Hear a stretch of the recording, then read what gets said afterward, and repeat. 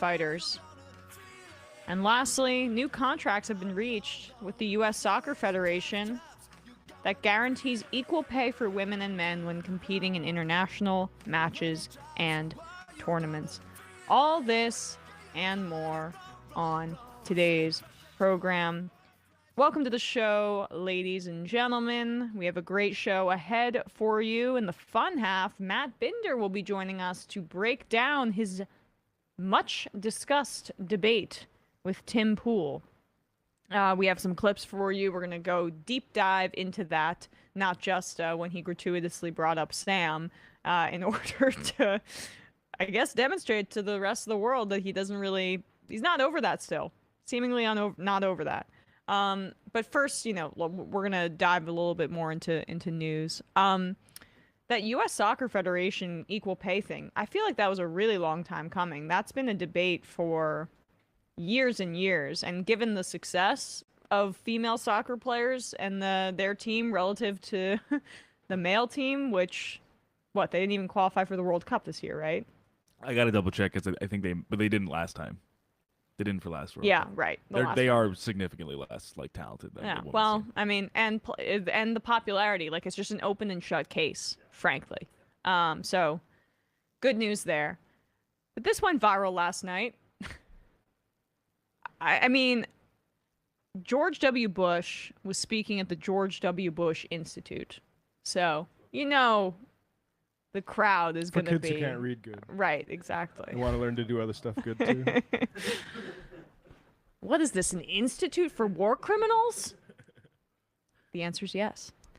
So he was speaking, and he made, the most Freudian of Freudian slips. When discussing Putin's invasion of Ukraine, he mixes up Putin's invasion of Ukraine with his invasion of Iraq. In contrast, Russian elections are rigged. Political opponents are imprisoned or otherwise eliminated from participating in the electoral process. The result is an absence of checks and balances in Russia and the decision of one man to launch a wholly unjustified and brutal invasion of of Ukraine. Iraq, too. Anyway, 75. Yeah. Yep. He says Iraq too. Iraq too, he as concedes it. I think he's trying to make a joke Putin's also invading Iraq, but no, you were the lone man with the unjust... he knows what he did. Yeah. That's him saying, "Oh crap, I know what I did." Iraq, how silly I could have said that. How silly of me to have confused these two illegal invasions. He did that because that's very similar sort of problem. Very similar situation.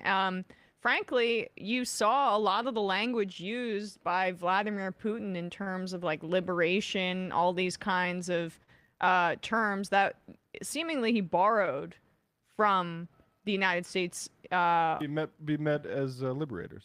Right, exactly. So there were lessons learned from... Putin contemporaneously with shock and awe said he was a fan of it. Oh, yeah. And so, frankly, I think that it's evident that a lot of the propaganda he used and the justification is copy-paste from that. But I just want to thank the Democratic Party for rehabilitating this guy and pretending that all things that were bad about the Republican Party come from Donald Trump. He handed Michelle Obama a piece of candy, and the hundreds of thousands of Iraqi civilians and Iraqis in general that died, it just washes things away.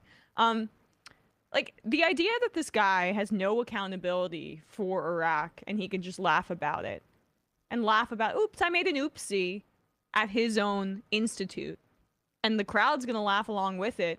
We should not be laughing. It's gallows humor. It's inherently hilarious that he made this flub, I guess, because people forget, but George W. Bush was prone to these kinds of flubs.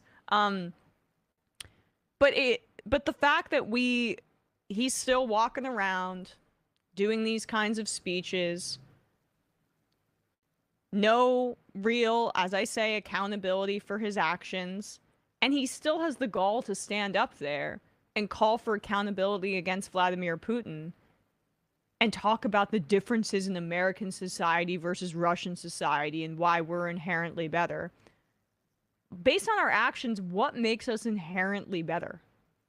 I mean, he's like, oh, we don't imprison political opponents. I kind of almost want to go back. Can you just play again the first part of it where he's standard American propaganda, but yeah, just the first few sentences of this. In contrast, Russian elections are rigged. Political opponents are imprisoned or otherwise eliminated from participating in the electoral process. The result is an absence of checks and balances in Russia and the decision of one man to launch a wholly unjustified and brutal invasion of of Ukraine. Iraq, anyway. Yeah, I mean, the Bush administration expanded the executive power to incredible degrees. He acted alongside the rest of his cabinet in this way, to invade Iraq in a wholly illegal, unjustified way. And it still makes my blood boil that this war criminal is able to walk around and make little jokes about this kind of thing. Yeah. There's not more to say. But like the last thing really is it's important for us coming from a United States context to put these things into perspective, because frankly, coverage in US media, CNN, whatever, which has been all over this, leaves out all of the context that the United States participated in and was at the forefront of an invasion of Iraq that is very similar, longer, and more deadly to this point. And that the United States continues to support financially Israel in its brutal occupation of Palestine and expansionist imperialist endeavors in Palestine, where there's a ethnic cleansing happening. We financially support that. So you have to look at things not from what jersey each country's going to wear, what country's doing it, what's inherent to each nation. You have to look at things as what power. What does power do? What does power mean? What does imperialism mean? And George W. Bush is a great example of that. Folks, I took this gummy last night. So this ad is very timely. And Bradley didn't tell me we were doing it today. So look at that. I used this product just on my own because I like it so subliminal. Much. Well, you told me this morning. And last night, I used the Sunset Lake Seder gummies. Sunset Lake Seder is excited to announce a new product, Sleep Gummies. Sleep Gummies include a blend of CBD, CBN, and melatonin, especially formulated to help folks fall asleep and stay asleep. Not only do these elderberry-flavored gummies taste delicious, they are vegan. Now, I used it for the first time last night. I love the taste. I've been using the tincture almost every night from Sunset Lake, and this did the trick too. I can't wait to try it again tonight. To celebrate the release, Sunset Lake CBD is offering 30% off Sleep Gummies and their original sour CBD gummies.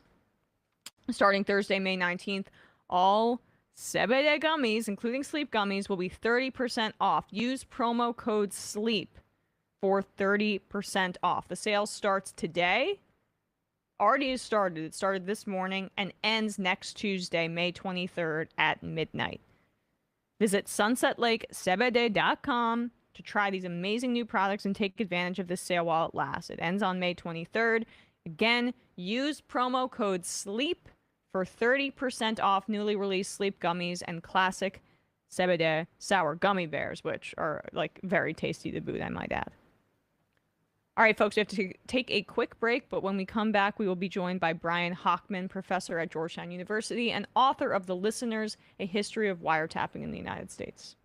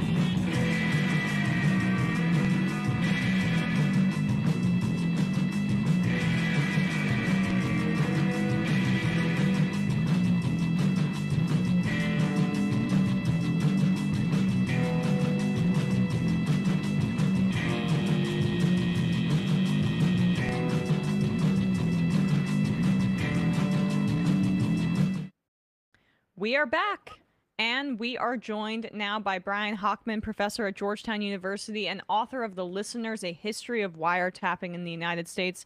Brian, thanks so much for being here today. Thanks so much for having me, Emma. Appreciate the time. Well, I'm looking forward to this conversation because, well, let's talk, I guess, really broadly at first, the concept of electronic privacy. You can conclude from your book that basically, while it's an ideal, it's never really existed. Would you say that that's a fair assumption or fair conclusion based on your work? I think it's fair, but only up to a point. Electronic eavesdropping is entirely coextensive, historically speaking, with the rise of electronic communications, which suggests that Americans have, almost from the beginning, in the middle of the 19th century, felt a kind of loss of privacy, even though they've enjoyed the benefits of ever-expanding communications advancements. That's kind of a grim story, however. And the other side of the coin is, I think, an important story that my book has uncovered, which is the extent to which Americans have really rallied around the cause of electronic privacy for much of the history of electronic communications. Really up until the late 1960s, the majority of Americans didn't like electronic surveillance under any circumstance. All of that changes on or around 1968, and we very much live in the world that watershed year made. But one of the things I was surprised to uncover is just how central the cause of electronic privacy has been to American political culture, really from the 1860s and up until the 1960s. All of that changes afterwards, however. And that change really has to do with like a backlash to racial progress in this country. And you see in the late 60s, after that, in the 70s, we're seeing the drug war ramp up. I mean, is that a pretty much direct cause and effect relationship that you can draw in terms of the embrace in America of wiretapping? I think so. Up until the late 1960s, wiretapping was regarded by most Americans as a dirty business. And the majority of Americans, upwards of 75%, according to some surveys, argued that agents of the state should not be allowed to use electronic surveillance, even under judicial oversight. By 1974, that calculus has changed, and most Americans accept the wiretap as the kind of tool of art in the service of law enforcement's most complicated investigative priorities. And the shift really occurs in the in and around 1967, 1968, as a response to the uprisings in Newark and Detroit, and a kind of backlash politics on the part of Southern Democrats and Republicans who wanted to empower law enforcement in the name of law and order.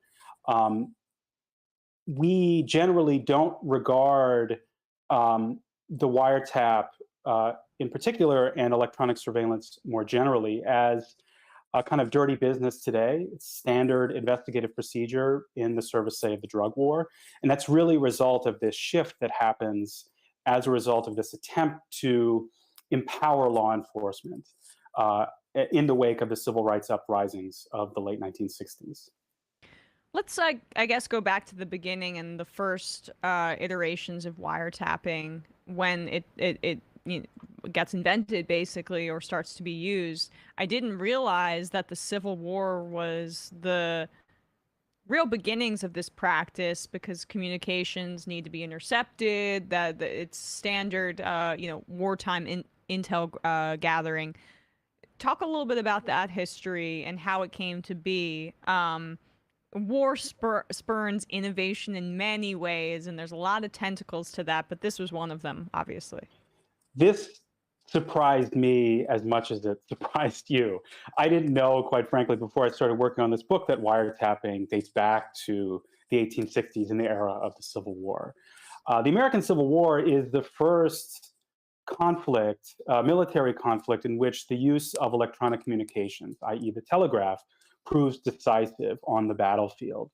And as a result of the centrality of the telegraph to the unfolding conflict, both sides, the Union and the Confederacy, invented ways to intercept telegraph messages. In short, they intercepted the art of, or invented rather, the art of wiretapping. What's interesting about wiretapping in the age of the Civil War is that the devices that Union and Confederate signal operators kind of invented and pioneered on the fly in the field, these were devices that could both intercept Morse code as it traveled across the lines live from one sender to a receiver, but also these devices could send disinformation, fake news, in other words. So military wiretappers in the age of the Civil War kind of invented this new technique. It was the source of considerable fascination in the American press, again, both in the South and the North. And in fact, military operations abroad in, say, the UK, in Britain, in their imperial forays in countries like Egypt in the 1870s and 1880s, they followed the American model of using this technique of wiretapping, or what the British called wire milking, to their military benefit. So then, I mean, was it very frequent during the Civil War? Did it drop off after the war ended? I mean, what is the trajectory of wiretapping? I guess more my question is how it was used and how it evolved in Reconstruction, post World War, or post Civil War, at the end of the 1800s. So this is a story that the book follows in its opening chapters. Wiretapping is celebrated during the war and immediately after as novel military art. But as the telegraph proliferates, as it reaches a saturation point in the workings of the American economy in particular, as the American economy begins to rely more and more on electronic information, very quickly the wiretap falls into the hands of crooks and con men. And it kind of has, over the course of the 19th century, a fall from grace.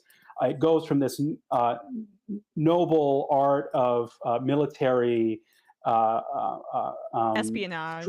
Espionage strategy, and falls into the hands of crooks and con men who want to game or rig the stock market. And I've uncovered some really fascinating cases of stock market criminals, and also to get ahead on gambling as well.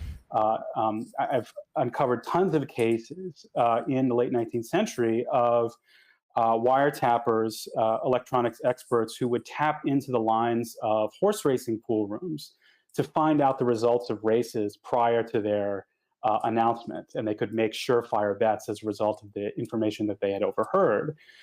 This really dominates the image of the wiretap for the balance of the 19th century and well into the 20th. And when American law enforcement begins to adopt the practice in the 1920s in the age of prohibition, they really need to shake off this criminal image that the wiretap has accrued over the course of almost 40, 50 years. What were some of those examples of stock market manipulation and thievery that you found?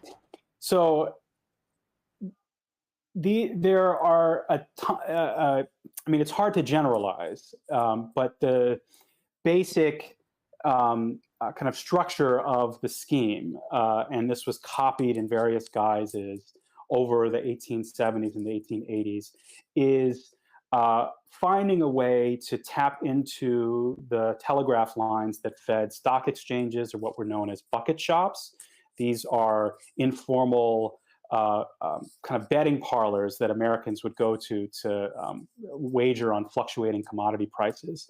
If you could get that information just a fraction ahead of time, you could make surefire investments. It's a little like the sort of Michael Lewis Flash Boys model of the early digital moment in Wall Street, when stock traders are using electronic know-how to make trades in advance of the market's fluctuations. That's a very old story, and electronic criminals in the 19th century took advantage of that relationship, that new dependence on electronic information. And I've uncovered some really interesting stories dating back all the way to 1864 of this sort of arrangement. Gotcha. I'm trying to remember. There sort of is somewhat of a practice. Is it Robin Hood or some of the other traders that get information a second ahead?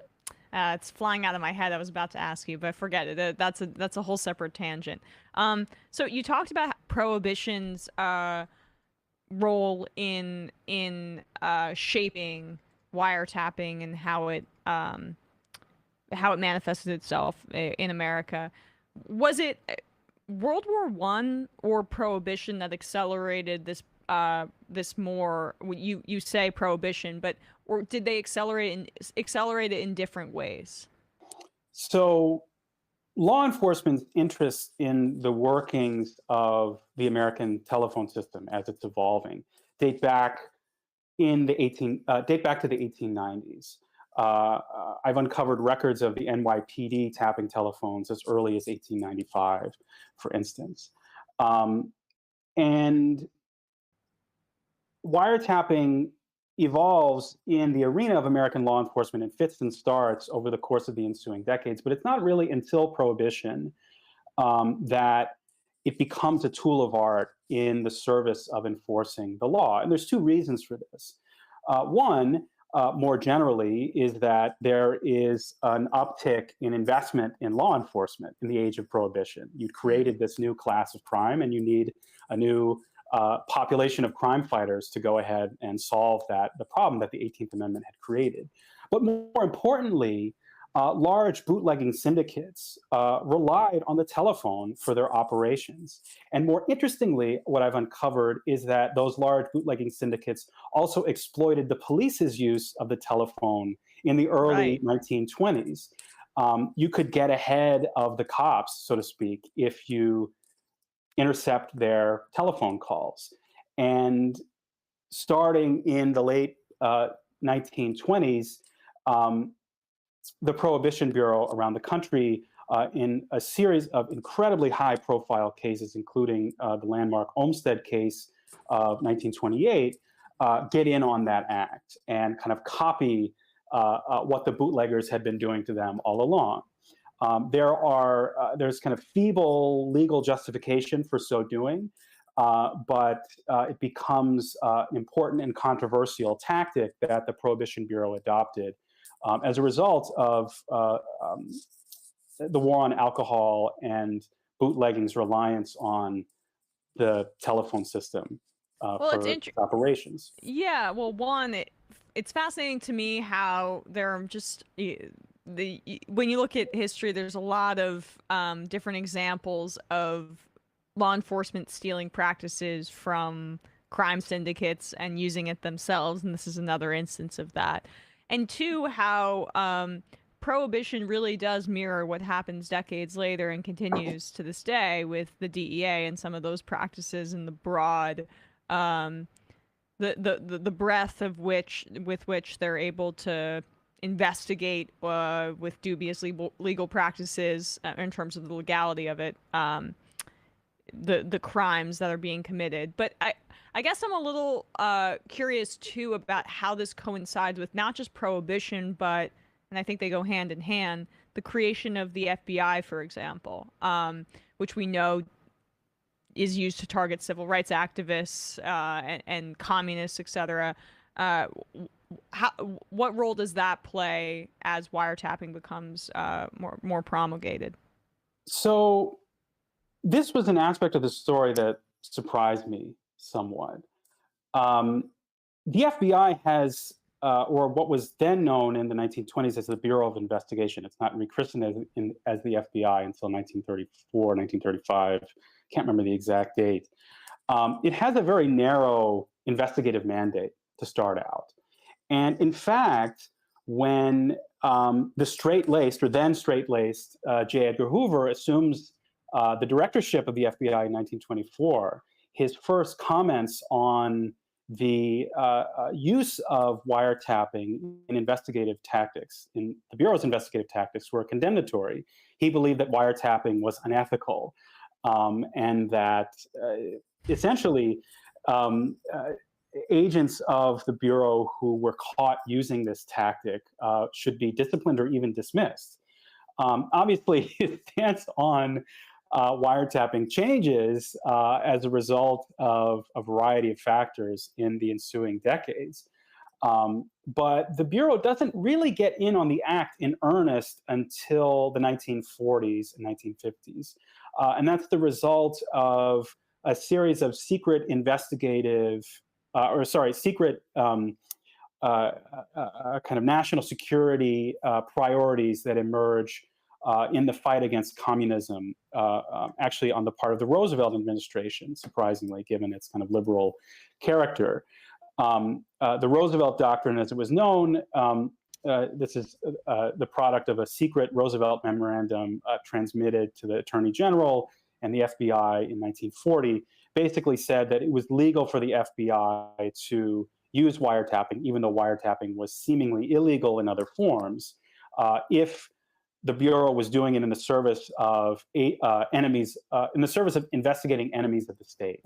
And Hoover seizes on this clause, this memorandum, as carte blanche for pursuing all manner of communists and subversives and later civil rights advocates and activists in the 1960s. But even then, the FBI's use of wiretapping is not nearly as broad as it would seem in memory, in terms of just the sheer numbers. And in terms of when Prohibition ends, the apparatus is still there, essentially, right? And the FBI kind of envelops it, which is interesting to me. I mean, at that point in history, where does wiretapping and these kind of surveillance practices take a turn once, alcohol becomes legal again? Well, the communists, right? Or that's around yes, that? I would say so. But one of the main arguments that I try to make in the book is that the rise of the wiretap in America and the rise and codification of U.S. state surveillance more generally isn't merely a knee-jerk response to fears about communism or domestic subversion, or even later terrorism. Instead, it's a kind of gradual accommodation to a set of political priorities and law enforcement imperatives that have helped to build the modern carceral state. So, yes, it's true that the rise of Cold War anti-communism feeds the codification of a kind of coherent U.S. surveillance state in this country. But legally speaking, politically speaking, culturally speaking, far more important is the rise of law and order politics in the 1960s. And that's really when the wiretap gets normalized as an investigative tactic on the ground of America's streets in communities of color. And really when the wiretap sheds its history as a kind of dirty, seedy tool used only by crooks and not by sanctioned and upstanding agents of the state. So one of the arguments that the book is making is sort of pushing back against that dominant narrative, which I think there's good reason why I think Americans remember the story in that way. And it's not to say it's not true, it's just that I think the story really lies elsewhere, and it has to do with the history and politics of U.S. law enforcement. Gotcha. I want to move to that time period shortly, but I just have one more question about this time period, because Brandeis on the Supreme Court is known as a protector of privacy, and there was some pushback in terms of his rulings in the 1930s. Can you talk about that? Because while yes, it's embraced later on, there was, as you say, a little bit more pushback, less of an embrace during this time period, and that was manifested itself in the courts. So it takes a really long time for wiretapping to get legalized as a tool of law enforcement in the United States, even under judicial oversight. So the Supreme Court rules in 1928 that wiretapping does not constitute a search or a seizure, and it's therefore constitutional under the Fourth and Fifth Amendments. However, it took almost 4 decades for Congress to pass a law codifying that sentiment and establishing what constitutional electronic surveillance would look like. There's a great deal of back and forth that happens in the period between 1928 and 1968, that's when all of the landmark laws are passed. There's a variety of reasons for this. There's legal reasons, it has to do with competing jurisdiction, but really it has to do with this baseline sense that American politicians in Congress, in Washington, in the states, subscribe to this mainstream political position on both the left and the right that electronic surveillance was bad and was dirty. And despite the kind of rapid advance of wiretapping and eavesdropping technologies in exactly the same period, wiretapping still exists in a strange legal gray area. And it's the result of political agitation on the part of, say, the ACLU in the 1930s and 1940s that prevents wiretapping from becoming a tool of law enforcement, legally speaking, and also members of Congress, like a forgotten congressman whose story I traced in the book, Edward V. Long, who was the most visible privacy advocate in the 1960s. Their actions helped to delay the codification of wiretapping as a tool of the state over time. But as you say, it was just a delay because civil rights movement happens and then the backlash is going to happen. And it did. And then we see tough on crime legislation, law and order legislation, policing, etc. So I guess take us to the end of the 1960s when the watershed moment really for wiretapping happens. So the best way to understand that story is to think about Edward V. Long, this Missouri senator who I just alluded to. Long becomes, in the 1960s, the foremost American advocate for electronic privacy. And with the support of the Johnson administration, by 1967 has crafted a bill known as the Right to Privacy Act, which would have banned wiretapping in all of its forms. The private use of wiretapping, law enforcement's use of wiretapping in criminal investigations, and also severely limited the federal government's or the FBI's use and abuse of the wiretap in the service of national security protections. That law looks like it's going to get passed in the winter of 1967. But by the fall of 1967, Long has basically become persona non grata, and the White House abandons its support for this landmark legislation. So what happens, the question becomes, between the beginning of 1967 and the end of 1967? Well, it's the long, hot summer. 134 cities across the country erupt in flames in racial violence, and a new form of politics becomes mainstream, this law and order consensus. And as Long exits stage left, on stage right enters an Arkansas Democrat, segregationist named John McClellan. And McClellan crafted a law that becomes Title III of the Omnibus Crime Control and Safe Streets Act. This is a law that bans the use of wiretaps and electronic eavesdropping equipment on the part of private individuals, but also permits law enforcement to use wiretaps and bugs under judicial oversight. And what's so interesting about McClellan's judicial victories, his regulatory victories, is that they were explicitly animated by a racial politics. He's on the floor of the Senate in 1967,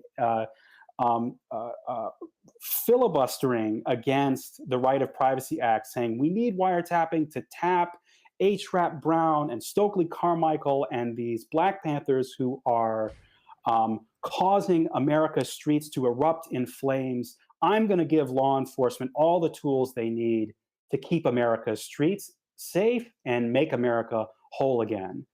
And as extreme as McClellan's rhetoric was, it ends up getting supported by the White House, Johnson's administration, in 1968. And Johnson signs the Safe Streets Act and Title III of the Safe Streets Act into law in July of that year. So really there's a kind of whiplash effect that's the direct result of racial politics and this law and order consensus that emerges out of the as a consensus out of the law and order crisis of 1967, 1968. And we still very much live in the world that John McClellan made and that Edward V. Long didn't make. So, I mean, Black people in this country in the civil rights movement were always subjected to a wildly disproportionate amount of policing. But would you argue that this just allowed both expanded it and codified it into law as a way of like ushering in this new tough on crime era where more and more surveillance of Black people and leftists as well would be allowed, and it kind of created this explosion? So law enforcement's abuse of the telephone tap, say, or the hidden microphone in the service of harassing civil rights activists dates back to the World War I era, as many scholars have shown. It doesn't just begin with Martin Luther King and the Black Panthers. But I don't think it's true to say that the watershed legal transformations of late 1968 expands the government's surveillance powers immediately. It certainly codifies them into law, but there's a crisis immediately following the passage of the Safe Streets Act in 1968 of what it is now that law enforcement is going to do with its power to tap telephones. And they spend about a decade, law enforcement across the United States on the local level, the state level, and the federal level, trying to figure out how to use this new tool at their disposal. And in its earliest incarnation, the legalized wiretap is brought to bear against gambling syndicates. And it turns out... Full circle. Full circle, exactly. It's one of the great ironies of the history that I've traced. It turns out that tapping telephones to break down gambling syndicates doesn't really do much damage to those syndicates. And also, it's a massive waste of time and resources for law enforcement. And by the late 1970s, there are all these police officials, state officials who are kind of worrying about what to do with this power that they have and how is the wiretap going to work for them. enter the war on drugs. And it's the war on drugs that finally expands the state's electronic surveillance powers. Of course, Nixon begins the war on drugs in the early 1970s, but it's not until Reagan raises the battle flag in 1983 that really the wiretap gets resurrected as the investigative panacea. And if you think about television shows like The Wire and other kind of American cultural artifacts that have celebrated the law enforcement's use of electronic surveillance tactics in the service of the war on drugs, it's really a product of that moment. So this is a long way of answering the question, which I don't think 1968 expands the state's powers because it doesn't come until a decade later. There are other political forces. Yeah, there's a lag. Right. Other political forces need to enter into the picture. But certainly 1968 codifies the state's role and normalizes it as well. So it takes 10, 15 years for law enforcement to catch on, like, oh, wait, this is going to be super helpful, plus all of the other expansions of their resources and their abilities with the war on drugs. You put those two together, and now we have the modern police state. And you mentioned Reagan there. Talk about his role in both expanding and cementing this electronic surveillance as accepted and normal, and in particular as a way to target Black people and Black communities. So I almost want to push back on that narrative, but not in the way that you think. Okay. Yes, Nixon and Reagan matter to this story, and the backlash politics of law and order matter to the story, in particular the rise of the wiretap as the investigative tool of art in the war on drugs, brought to bear disproportionately on communities of color in the United States. But it's important to recognize, as many historians before me have, that law and order is essentially a political consensus after 1968. And one of the ironies, perhaps, or maybe not, of the history that I've traced in the last third of my book is that the most dramatic codifications and expansions of the state's wiretapping authority in the 20th century have all come under Democratic leadership. So think back to Lyndon Johnson signing the Safe Streets Act in 1968, and fast forward then to Bill Clinton in 1994 in his landmark crime bill. 3 weeks after signing the 1994 crime bill that— Yeah, who wrote that, by the way? Well, which parts of it? Well, I'm joking, yeah, but I mean, right. but so, in terms of that still being in our politics, it's so right. very much true. But fast forward 3 weeks after that, Clinton signs into law a little-known piece of legislation known as the Communications Assistance for Law Enforcement Act. This is a law passed in 1994. This is part of the crime control push on the Clinton administration that essentially makes it necessary for communications companies to build surveillance capacities into the very infrastructure of electronic communications themselves. It mandates communications firms to manufacture their new technologies as surveillance ready. This is a law, it turns out, that doesn't apply to the internet, which becomes very important in the 21st century, but it's a critical piece of the story in supporting law enforcement and supporting the project of law enforcement surveillance. And this is all a product of the war on drugs and the law and order consensus. So Reagan matters, Nixon matters before him, but really we should also think about how their politics has become mainstream and become a source of many of the relationships that we're arguing over and battling over today. So that point about the communications companies basically having to have this reciprocal relationship with law enforcement, that's immensely important to, I think, looking at modern day, surveillance capitalism, the Edward Snowden revelations, etc. Can you expand on that point? how that relationship was formed, how deeply embedded it is, and if we want to understand uh, how we're being, I guess, surveilled today, that it's important to understand. So as privacy advocates in the 60s, 70s, and 80s Sorry, I dropped my pen. argued, okay, as they argued, and I'm using their language here, forgive its strangeness, Ma Bell has been Big Brother's handmaid from time immemorial, which is to say that communications companies like AT&T, the Bell system, have been cooperating with the priorities of law enforcement all the way back dating to the 1890s. And this is a story that I trace in the book. Those NYPD wiretaps that I alluded to earlier, starting in 1895, those were all conducted with the direct assistance of the New York Telephone Company.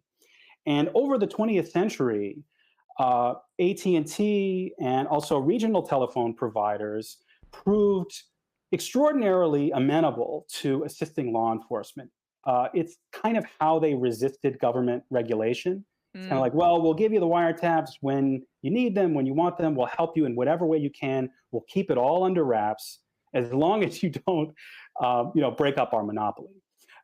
That begins to change in the 1980s with the breakup of the Bell system.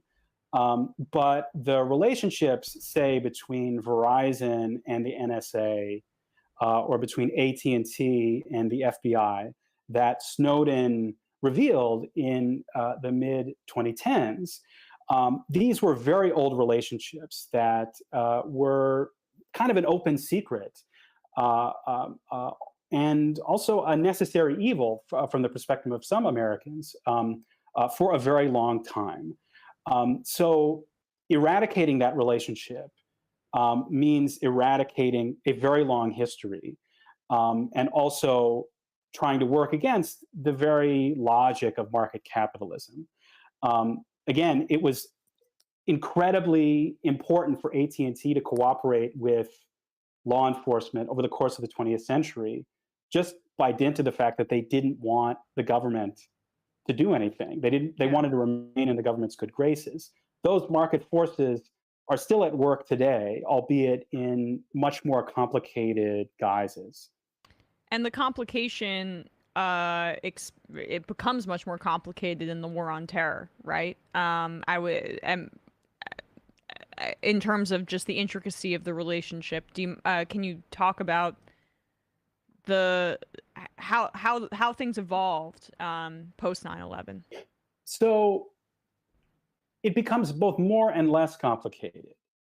The War on Terror coincides, of course, with the digital revolution, which created all manner of new opportunities for local, state, and federal law enforcement to get in on the act of eavesdropping. Since the 1980s, it's become really difficult for law enforcement to, on their own accord, without the help of a communications firm, to listen in on your telephone calls. There's no wires to tap anymore, in short. But as soon as digital tracking becomes dominant, as soon as social media becomes a platform that the world is using and also abusing, all sorts of opportunities emerge. So there's a sense in which wiretapping as a tool of art is deprioritized in the War on Terror because there's all other opportunities that are easier. There's like just a wealth of digital electronic information that's out there that law enforcement and other entities can, corporate entities as well, can have at their disposal for their own use and abuse. But wiretapping has also persisted, and we need to think not in those terms about the War on Terror, but still about the persistence of the war on drugs. Upwards of, in any given year, 85 to 90% of the telephones that are tapped in this country are all done not in the service of national security investigations, as we might expect, but still in the service of the good old war on drugs. And that persistence of those political priorities and of that law enforcement imperative has made for more continuities than discontinuities from the rise of the war on terror after 9/11 and the rise of our digital society after or about 1999. Despite we've documented the failures of the war on drugs, I think, numerous times on this program. It's easy to look up in terms of rates of addiction or death or drug use remaining static or going up, even as increased funding goes to the agencies that are to law enforcement for the war on drugs. So I think in the U.S., we're more aware of the futility of the war on drugs. Regular people are, and yet nothing's changed. This is deeply entrenched, and wiretapping and electronic surveillance is a part of that. Do you see anything changing in that area, even as, you know, cannabis becomes legal throughout the country, and and there's a recognition among lawmakers like we have to repair what we've done? But nothing seems to have changed. I mean, Biden certainly isn't changing it. He doesn't even want to legalize marijuana on the federal level, for example. So I don't know if I'm equipped to answer the policy details of that question. But one thing I want us to think about is the technological side of it. That's really where my bread is buttered as a historian of technology, as a cultural historian. And I think it's true to say that wiretapping, for better or worse, electronic surveillance is here to stay, whether it's in the war on drugs or elsewhere. There has never been a concerted attempt to revisit the passage of Title III of the Safe Streets Act in 1968, and there never will be. It's regarded by most legal scholars as good law. However, we might think about new technological forms that are as intrusive today as the wiretap was seemingly to Americans in the 1960s. And there is some hope on that front. If you think, for instance, about the incredible work that has been done at the local level around the country resisting the use and abuse of facial recognition technologies on the part of law enforcement since 2015, 2016. I think the future of facial recognition may look different than what the future of wiretapping looked like in 1968. And I think it's because Americans are a little more alert to the harms and the biases of facial recognition technologies. And there's also, I think, some definite sense on the part of the majority of Americans that empowering law enforcement with any and all manner of militarized technologies isn't necessarily good business. So we'll see what happens. I'd like to end perhaps on a note of hope that maybe facial recognition technologies will be more tightly controlled, less widely used than certainly wiretapping and electronic surveillance technologies have been from 1968 until today. But it remains to be seen. And if history is any pretext, then, well, we're going to end on a very grim note indeed. Well, I mean, it seems appropriate, frankly. Brian Hochman, professor at Georgetown University and author of The Listeners, A History of Wiretapping in the United States. Brian, thanks so much for your time today. We really appreciate it. Great discussion. Thanks so much for having me. I appreciate it. Thanks, Emma. Of course. All right, folks, we're going to take a quick break, and when we come back, we are going to be talking to Talia Lavin about Great Replacement. I believe Talia is going to call in, so we'll be opening the phones temporarily for her, and then not actually. Never mind. Okay, we're taking a quick break.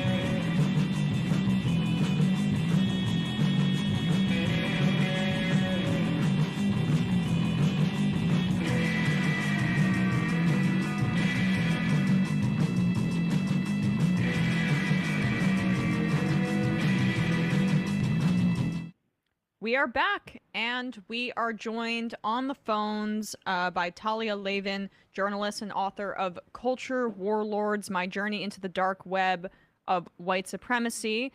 And Talia, you wrote a piece in Rolling Stone that I think is essential reading to understand what happened in Buffalo. So thank you so much for being here today. Yeah, thanks for having me. I appreciate it. Of course. Yeah. So I think as someone who studies extremism in this country, it's sort of like you have this inevitable kind of Cassandra feeling yeah, of just like people maybe pay attention in the aftermath of massacres, and it would just, I think it's kind of like, well, we've been yelling about this stuff for a while. I wish people didn't have to die horribly in their own communities for there to be a modicum of attention to the humongous problem of right-wing extremism in the country. absolutely. So let's start, I guess, at the beginning, really. What is Great Replacement theory?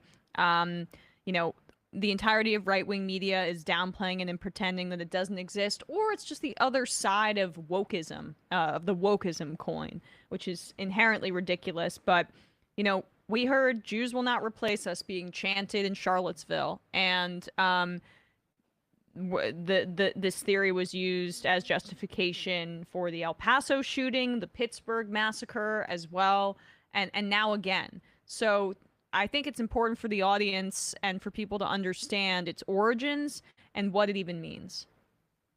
Yeah, as well, I should add, as the Christchurch mosque massacre and the horrific Christchurch mosque massacre in New Zealand also directly cited Great Replacement theory as its inspiration. So essentially the idea is this. People, some of the more mealy-mouthed and misleading conservative sort of rebuttals to people pointing out the absolute ubiquity of this theory in conservative media is, they say, okay, simply acknowledging demographic change is Great Replacement theory, and that's not the case. So what it is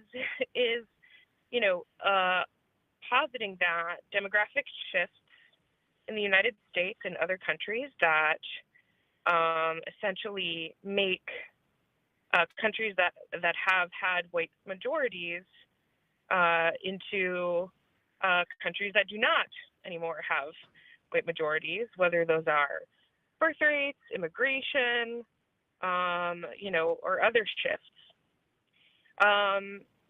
First of all, you have the theory sort of posits not only are these a bad and dangerous thing, but also that they've been maliciously and intentionally engineered by, their political opponents. So that can take the form of lots of different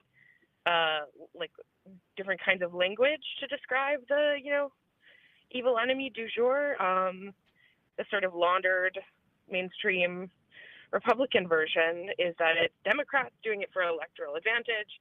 The straight up white supremacist theory that this shooter espoused, that the Pittsburgh shooter certainly espoused, and used as the basis for why he wanted to massacre Jews, is that it's Jews doing it in order to create a less white and therefore more malleable, public.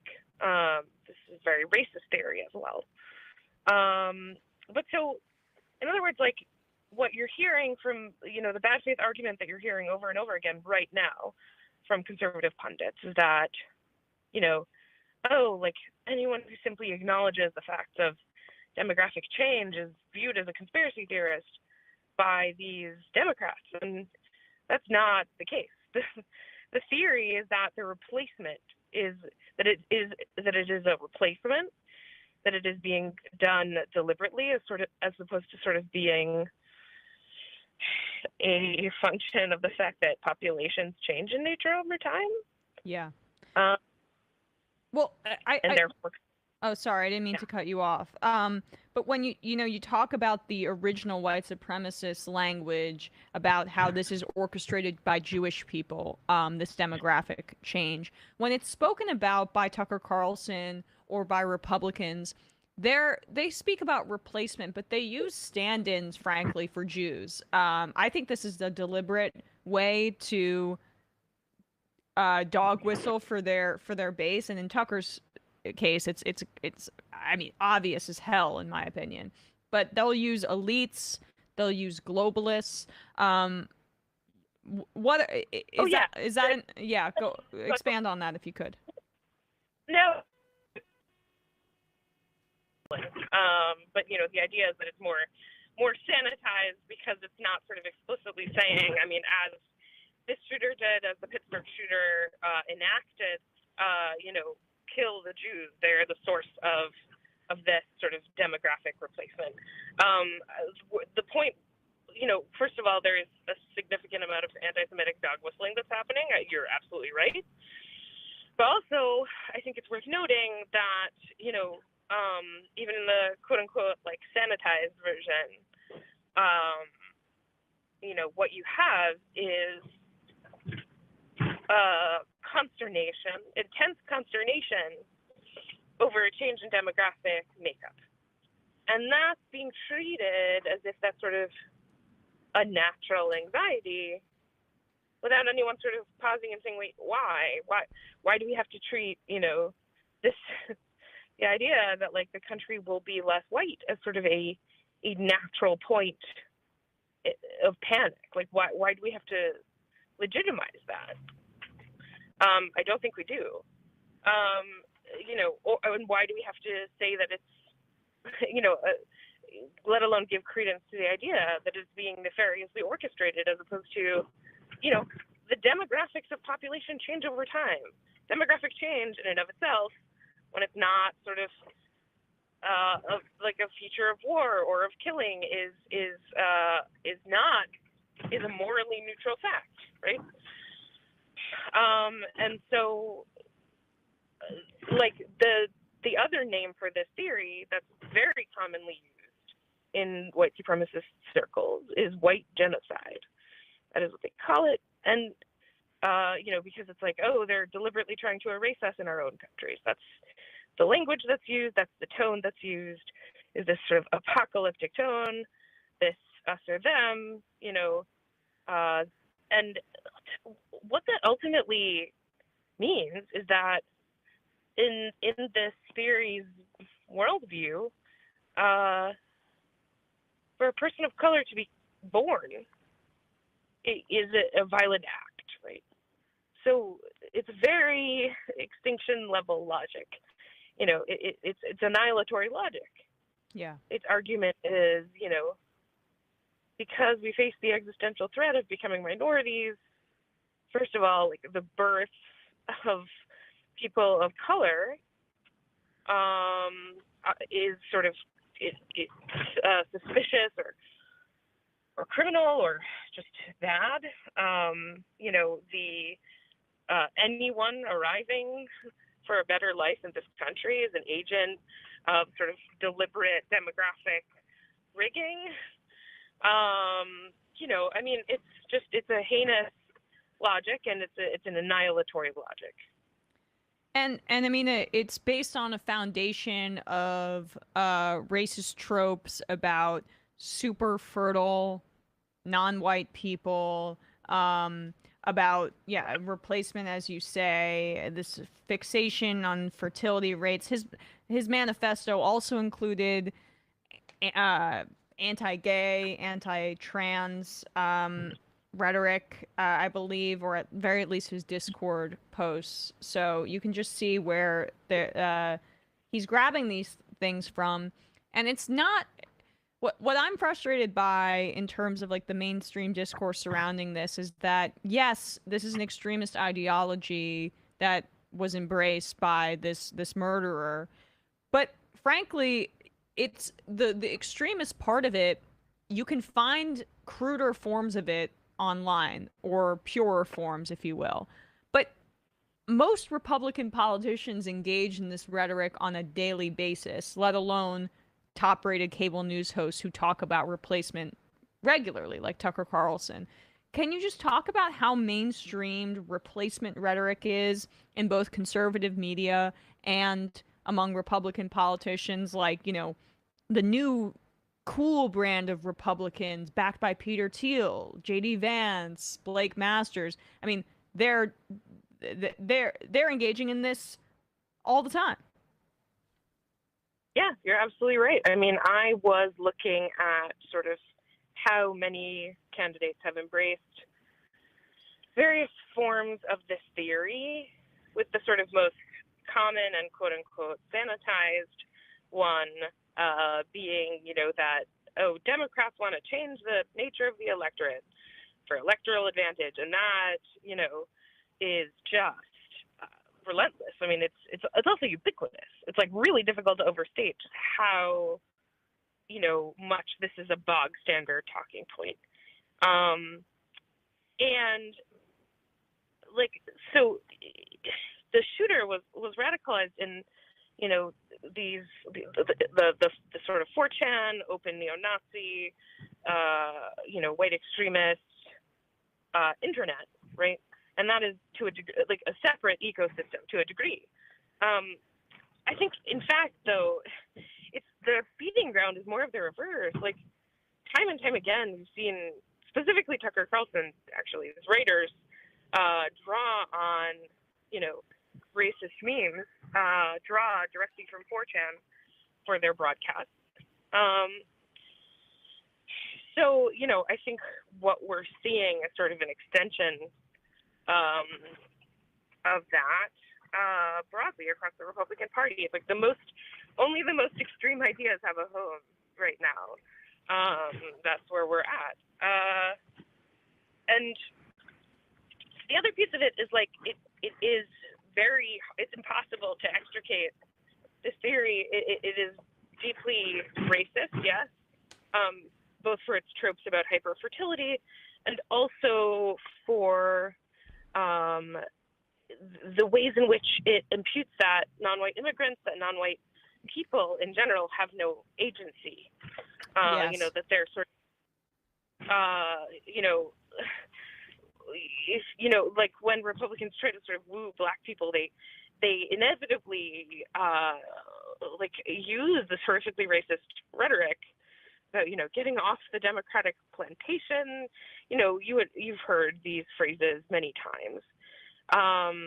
So again, like, it's this idea that, non-white people have no agency. They have to be directed by white elites in order to act in any form or fashion. They have no sort of distinct mind.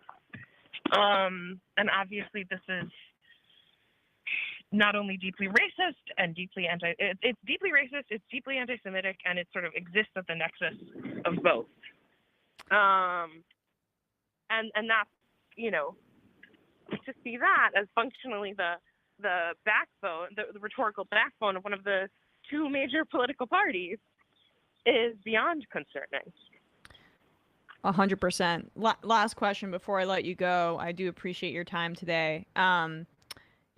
Your Rolling Stone piece is entitled "The Buffalo Shooter Isn't a Lone Wolf.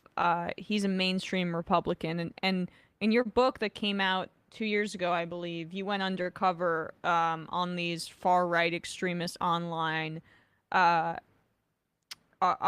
forums, subjected yourself to a ton of hate and vitriol directed at you, and so the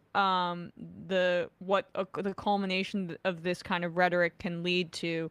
I mean, is this very much in keeping with or an acceleration of some of the things that you uncovered in your investigative work on this kind of extremism? Yeah, absolutely. I mean, I think, as I said before, the logic of treating, any group of human beings, their very existence as an existential threat, that's an annihilatory logic. And, one of the things about being an extremism reporter, as opposed to, a Washington political reporter, is that my concerns aren't sort of access to this or that, famous person, this or that political operative. My, I don't have a game to be playing that involves access to anyone in particular, particularly as someone who is Jewish and someone who is a woman. And therefore, the reason I went so gonzo in my reporting is because people wouldn't talk to me because of who I am. For the book, Culture Warlords. And, I think I have been watching with trepidation and with kind of horror as the ideas that I saw, first in the, environment of open neo-Nazis, people who embrace, the term white supremacist, right? As they have migrated into the Republican mainstream. They have become just the de facto positions in the Republican Party.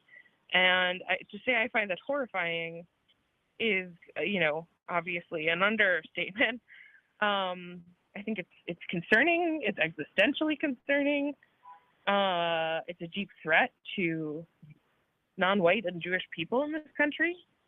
And there was a report by the institution, it's IREHR, it's a human rights organization that tracks extremism in the U.S. And that found that some 11% of all state legislators, across the country were members of extremist online groups. We really have a groundswell, and I understand both from my inbox and mostly from my email inbox that title was for my article was sort of inflammatory or upsetting to some, but I think at a certain point, particularly when you don't have to worry about access or politeness, and you're not trying to get on anyone's good side, you're just trying to tell the truth. You have to sort of call it like it is, or you're not doing your job. And I have watched the things that I started out seeing as sort of manifestations of the worst extremism, the most fringe extremism in this country, migrate directly and squarely into the mainstream. Well, can't thank you enough for your time today. Talia Lavin, you can read the piece that we discussed here in Rolling Stone, and you can also pick up Talia's book, Culture, here, I just want to make sure I get the title right, Culture Warlords, My Journey into the Dark Web of White Supremacy. Talia, thanks so much for your time today. I also write a newsletter on Substack. It's called The Sword and the Sandwich. Oh. Would love you to subscribe. I write about extremism and sandwiches. Well, I mean, you got to lighten it up, right? A little bit? Exactly. Yeah. Really appreciate it, Talia. Thanks so much. Okay. Have a good one. Bye. Bye. All right. With that said, we are going to head into the fun half. But first, man of the hour is going to enter into the room. And as we do that, though, man of many hours, Matt Leck will tell us what's happening over on Left Reckoning. Yeah, Saul Rod of the National Iranian American Council came on last night. We talked for about an hour on sort of the Iran deal, the failure of America to honor it, the sanctions and how they affect people, and we had a really good discussion. And in the fun half, we talked about not Elon Musk, Joe Rogan coming out against UBI in a way that is upsetting his Reddit in a very severe way. So patreon.com/Left Reckoning to get access to that. Amazing. All right. With that, Matt Binder. Hello. Hi. Hello. How are you? I'm doing How well. you guys doing?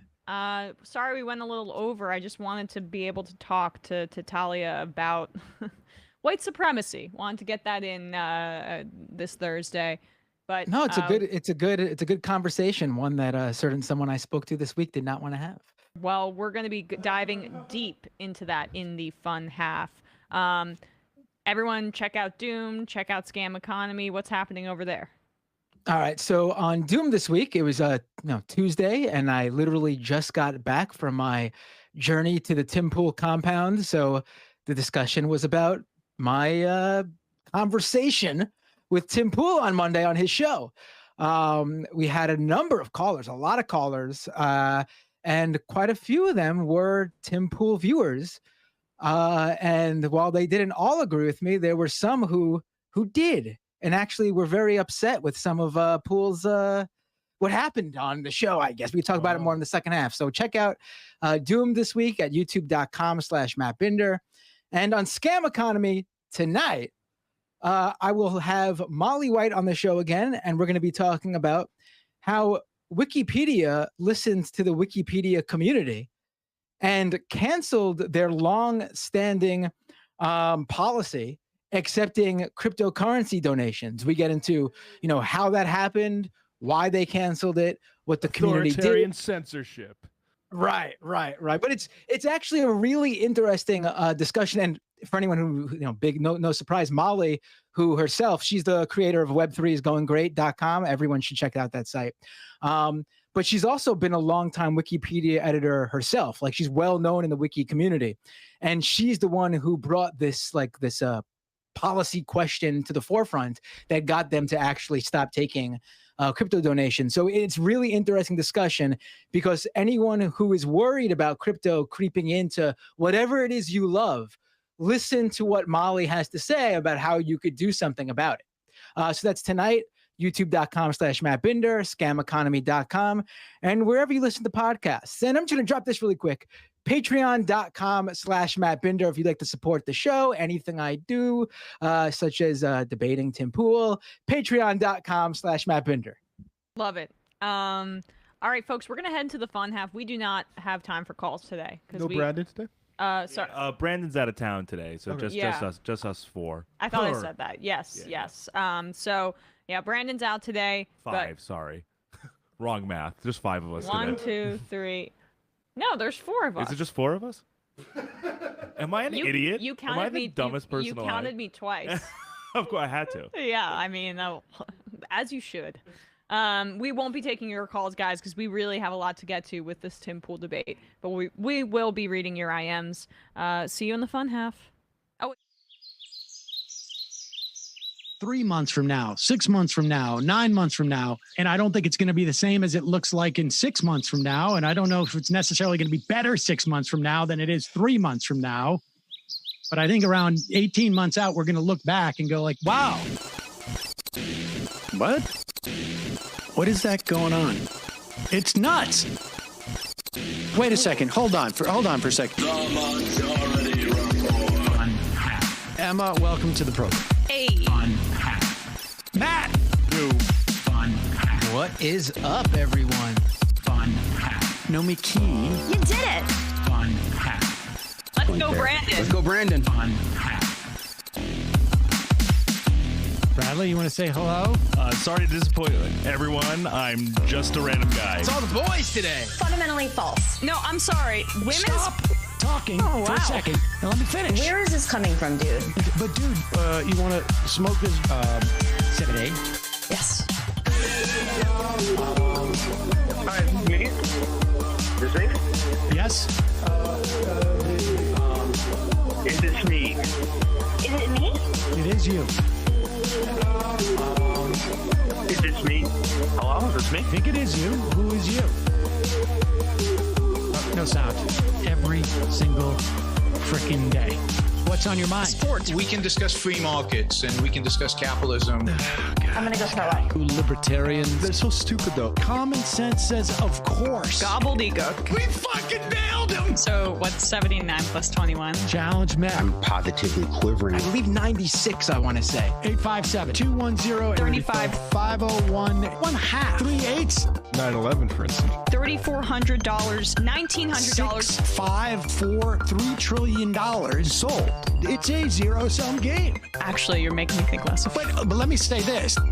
Poop. You can call it satire. Sam goes, it's satire. On top of it all, Yeah. my favorite part about Yeah. you is just like every day, all day, like Yeah. everything you do. Without a doubt. Hey, buddy, we see you. All right, folks. It's just the weak being weeded out, obviously. Yeah, sun's out, guns out. I don't know. But you should know. People just don't like to entertain ideas anymore. I have a question. Who cares? Our chat is enabled, folks. I love it. I do love that. Look, gotta jump. Gotta be quick. I gotta jump. I'm losing it, bro. 2 o'clock. We're already late, and the guy's being a dick. So screw him. Sent to a gulag? Outrageous. Like, what is wrong with you? Love you, bye. Love you. Bye-bye.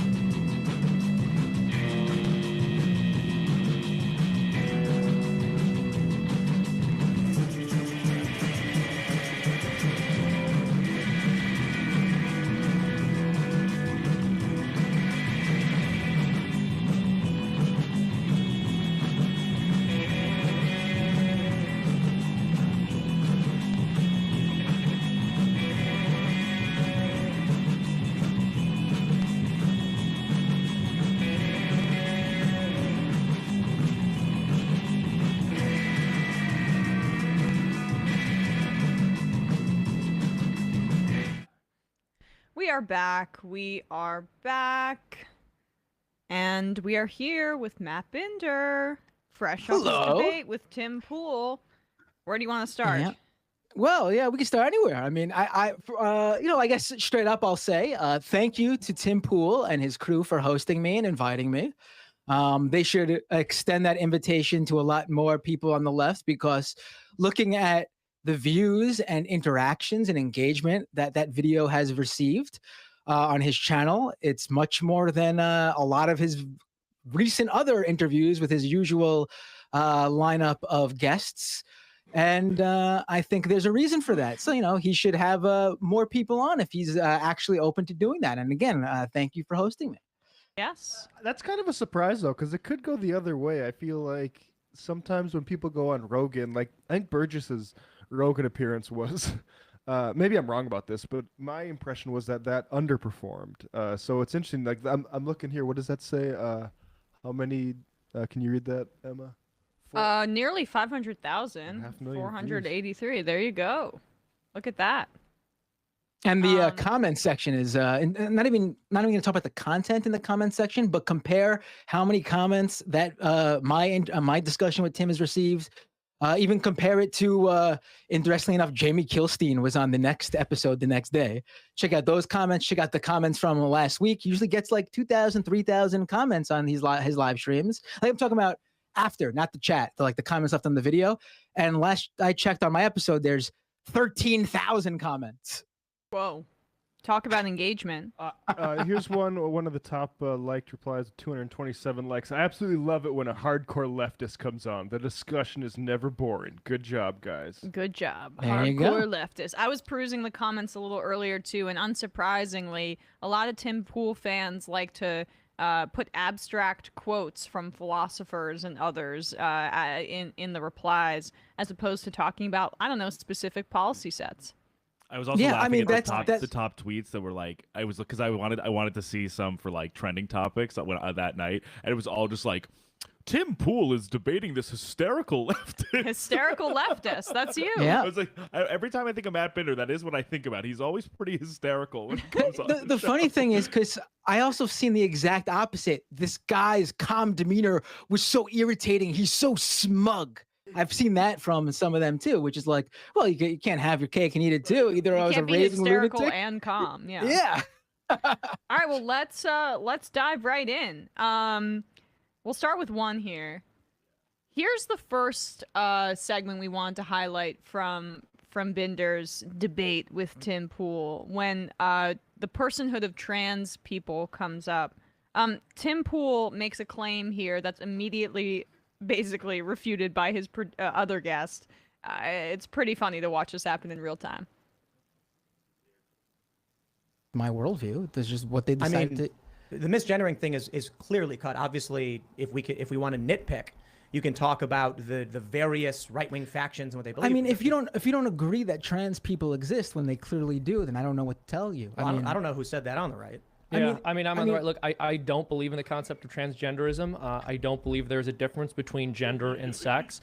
And I would say that Tim is making a descriptive statement. He's not saying that it's good or bad that Twitter has this specific policy. He's just saying that on the issue of transgenderism, Twitter has clearly taken a side. And their side is that a person's gender identity is a concept which supersedes their biological identity. Okay, that is a decision they made as a platform, which is a politically biased decision. I mean, they're basically saying trans people exist, though, because if you take that away, then what is? I mean, what do you? I'm not quite.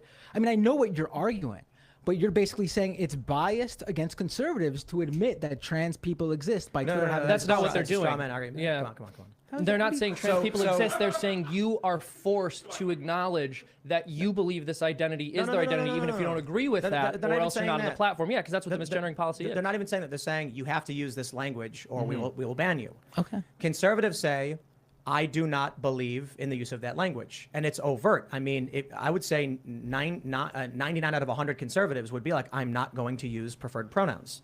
If Twitter's rules are in line with your worldview or a progressive worldview, they're biased against conservatives. I don't think we're arguing. I think we agree on that. I mean, I don't think it's biased against conservatives, to be quite honest. But we could go in circles on this, or we could just, it's up to you. So you think conservatives are?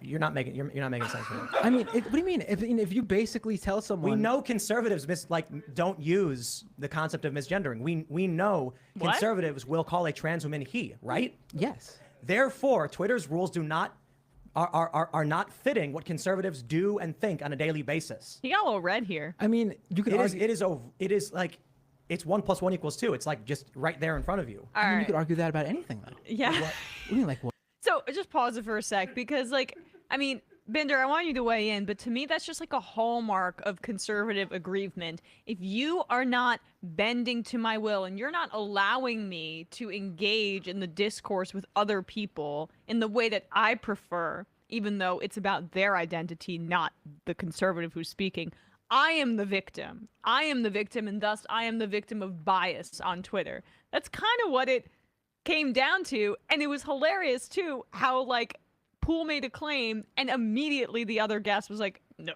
I don't acknowledge trans people have trans identities, so I just want to weigh in quickly. I'm on the right and I actually don't do that. Yeah, I'm on the right and I actually am exactly what Binder describes. Also, there. Binder, who is that guy, by the way? That's Seamus. He's a new regular on the Tim Pool show. He has a YouTube channel of his own where he does animations.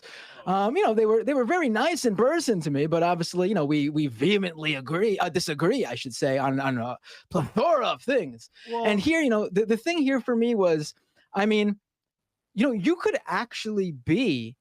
And you could be a transphobe on Twitter. I mean, I don't think I got this clear through to them clearly, but you can be a transphobe on Twitter. The policy says you can't go after someone, harass them. You can't reply a trans person, just keep going, keep referring to them as whatever gender identity that you want.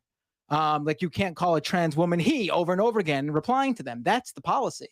And that's harassment, as opposed to an offhand, I'm going to be a jerk and refer to this trans man as she. Right. I mean, that's why I don't think necessarily you could argue it's bias against conservatives. I mean, TERFs don't consider themselves to be conservative. They consider themselves to be radical feminists. This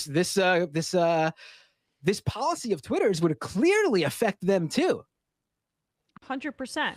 Also, does he just not think that intersex people exist? I don't understand. They deny it. They literally, it breaks their brain, and they're unable to hate trans people, so they pretend that's not. But that's just I mean, anybody knows that that's not true. Is the next portion or after that? If you played it a little bit more, Bradley, is that the part where I bring up racial slurs? All right. Let's let's see where we go with this. Exactly. You can't say the N-word on Twitter. There we go. And do conservatives want to say the N-word? Yeah. No, they don't. Oh, please. They do. See, not all conservatives, but the subsection of Twitter that does want to is certainly on the right. There are people who like using bad words on the right. There are people who like using bad words on the left.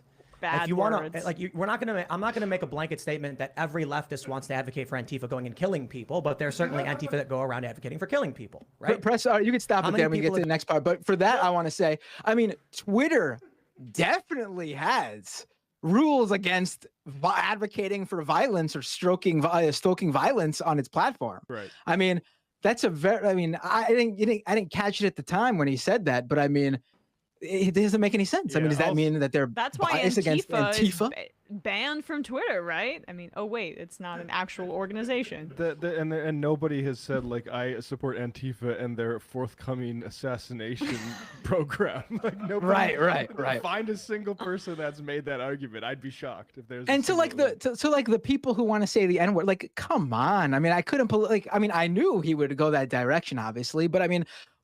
Whenever someone complains that they can't say that word and it's not fair that black people do, what is that person's politics? What is that person's politics? No, it's just like the same as a person on the left who wants to, say a naughty word just to piss off their parents, right? That's the also same I thing. don't know any words that the left wants to say. I can't think of it. Can you guys? Maybe there is.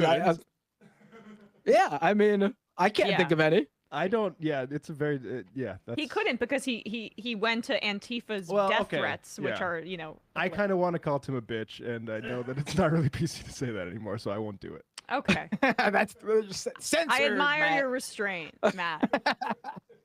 Let's go to topic number 2 here.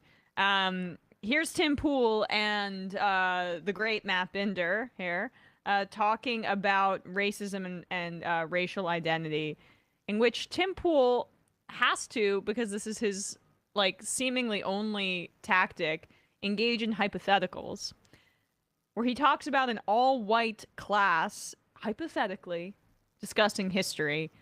You'll never guess where he's going with this. Let me just add really quick. This is where he brought the conversation when we started to bring up the Buffalo shooting. He just did not seem to want to talk about the actual Buffalo shooting. So exactly, he goes back to hypotheticals. That is his number one rhetorical strategy, and it's hypotheticals. And there wasn't the trolley problem. There wasn't a hypothetical to do with the Marvel universe, so he had to get creative. Yeah, right. And treat people of color in a way that they weren't treated before. Treat them better. Do you think that's what white people talk about when they talk about their shared history, how to treat people better, or do you think they talk about if they're getting together in an anti-racist group? Then yeah, I do. So if you took a bunch of white people and put them because in a room, I could tell you that the shooter's not going to an anti-racist affinity group. So this is Anti-Racist Classroom, a program for schools. Yes, they're not going to the students and saying. They're saying we're having white. When you're not just having, letting them sit down and start talking about white power. You're sitting them down and you're guiding a discussion into what white privilege is. And what do you think happens when a group of young white kids sit down and talk about white history? What do you think they do? What do you think they say to each other? What do you mean? They talk about what sort of? Do you think they say things like, "Man, we're awful," or do you think they say things like, "Leif Erikson's awesome"? Who's? They probably don't say either of those things. Those are just general references. But I mean, those are the two ones you gave me. No one. Right. My point is, do you think they're speaking positively or negatively about their history? Neither. They're just discussing it. Why does it be positive or negative? Are they talking about slavery or are they talking about colonization? Talking about slavery or colonization? What are they talking about, do you think? Well, pause it. This is not a real scenario. This is never outside of white supremacist groups, or maybe there's a group of kids that are leaning towards that direction. Regular kids are not saying, do I feel proud of my white history or do I not? And I mean, obviously, all of us here think Leif Erikson is such a badass, obviously. Right. But, that's a normal thing that kids discuss. White history icon, Leif Erikson. I know. He wanted so badly to say it was Thor, so he went with Leif Erikson. I mean, what was your reaction to that, Binder? I mean, I couldn't believe where we were going with this, first of all. I mean, I played along in terms of what he wanted to talk about because I still think, it was an interesting conversation with the assumption we'd get back to the Buffalo shooting afterwards. But The interesting thing to me, and again, it's just something that when you're dealing with someone who has this style, it's a very effective style of he has when he does his videos. I'll tell you, it's and as much as you watch Tim Pool, when you sit down and talk with him with that style he has, it is very jarring at first. You do have to recalibrate yourself a bit. And I'll say, like, the thing that was like hitting me was, is this guy saying, like, this guy's trying to defend like white people by saying like, oh, you want white people to feel guilty by thinking they're privileged, that they have white privilege. Yet he's also arguing that when a group of white people, kids, when a group of whites get together, it is impossible for them to not be racist. They automatically, it's a hypothetical. In this hypothetical, they have to be racist. They start immediately talking about how the Confederacy was great, slavery was cool, Leif Erikson was awesome. I mean, I just could not believe that was his sort of, that was his argument. Like, I expected him to have the opposite in terms of like, white people can't be racist, but no, it's white people automatically racist if they all get together and start talking about their history. They start thinking about how awesome they are and how they should, they should live in a white ethno state. I mean, it was, I'm trying to think of like my experience, like what would come to mind if he posed that bizarre question to me. It would be like when I was going to field trips for to heritage centers, like the Fort Abraham Lincoln, where like Custer stayed before he went and got killed by Sitting Bull and those guys. And like actually, like there is something problematic about how like the experience and the way that sort of guides your conversation. It's like you're literally in a fort besieged by Native Americans, right? Yeah. And like the patterns of that, I think, are entirely worth interrogating critically. And like, as opposed to just say, it wasn't this cool, like that we had these guns and we could go up on these blockhouses and shoot, Native Americans off of horses and stuff like that. Like, you have to be critical about just the quotidian, everyday, normal history that you come across in this country, and it has to be inclusive of folks that aren't like just white settlers, for instance. Otherwise, you are going to reproduce white supremacy. Well, I mean, and I guess like my version of this growing up on the East Coast was, going to Jefferson's house or going to Philadelphia and, Ben Franklin, like this kind of fetishization of founding fathers, which I've now become allergic to because of that. That is like a duplication or a replication of white supremacy in terms of just like the way that they're heralded without the context of slavery, without the context of capitalism. And it's important to have those lessons about like who actually built this place. Yeah. Who was actually doing the labor while Thomas Jefferson was riding around his horse and reading books for 6 hours a day. Right. I think if you play a little bit more, he says what his problem with it was. If it's not there, I'll just say it. But if you want to play like another maybe 30 seconds, I think it's there. Classroom is being guided by a teacher, correct? A white racial affinity group. I don't know if it actually says the teacher would be discussing. I think it's telling the kids to form a group. If it gives them, it says they can cultivate. I would assume it's unled. No, you can't assume that. We have to know. Well, I also don't think that if you get a whole bunch of white kids together, they start talking about Leif Erikson. They probably just start talking. I'm not saying they're literally talking about Leif Erikson. Okay, but don't be obtuse. Okay, without any sort of guidance, they're probably not talking about anything political at all. They're probably talking about what's going on in school. They're probably talking about what happened at the cafeteria or whatever. Do you think they're wondering why it is they've been separated from the other kids of different races? Probably not, because they pause it. To them because this is a stupid hypothetical that didn't happen. They might if they were being racially segregated into a white group. Also, they're being told what they're doing. Like, it's an anti-racist affinity group to talk about white privilege and their, and their experiences. I mean, what he says later on is, to him, this is segregation. And I said, that's ridiculous, because they're specifically getting together. It's like 30 or 45 minutes, however long it is, one-time course specifically for the purpose of anti-racism and discussion of white privilege. It's not segregation. This isn't forced by the law. It's not to keep blacks away from whites because white people think black people are under them and they don't want to integrate. No, it's specifically so when that course ends and the white kids in that class and the people of color in that class come back together for the rest of the class and the rest of the year and all their classes afterwards, they understand one another just a little bit better. I mean, it's that simple. That's not segregation. You're the one being obtuse, though. Apparently. I mean, it's just like it's Jim Crow that I can't go into this restaurant right now without a vaccine card. It's these people who frankly don't take those things actually seriously in our history as like living problems that still need addressing, and not just things that we dealt with and can dust our hands off and move on. They use segregation it as a way... is not just a brief, tailored lesson. It's like where your house is, what jobs you have, what sort of life you're will have the opportunity to like will yourself to live, and it's not like we have to talk about that problematic history. They only use that history to shield themselves from criticism and whataboutism their way out of conversation. I also find it so funny that he literally says, "Do you think they talk about Leif Erikson?" Binder accepts that premise and he goes, "Don't be obtuse. I wasn't actually alluding to that." You set that up. I only just literally use that specific example with no other pretense, but don't be obtuse, Binder, okay?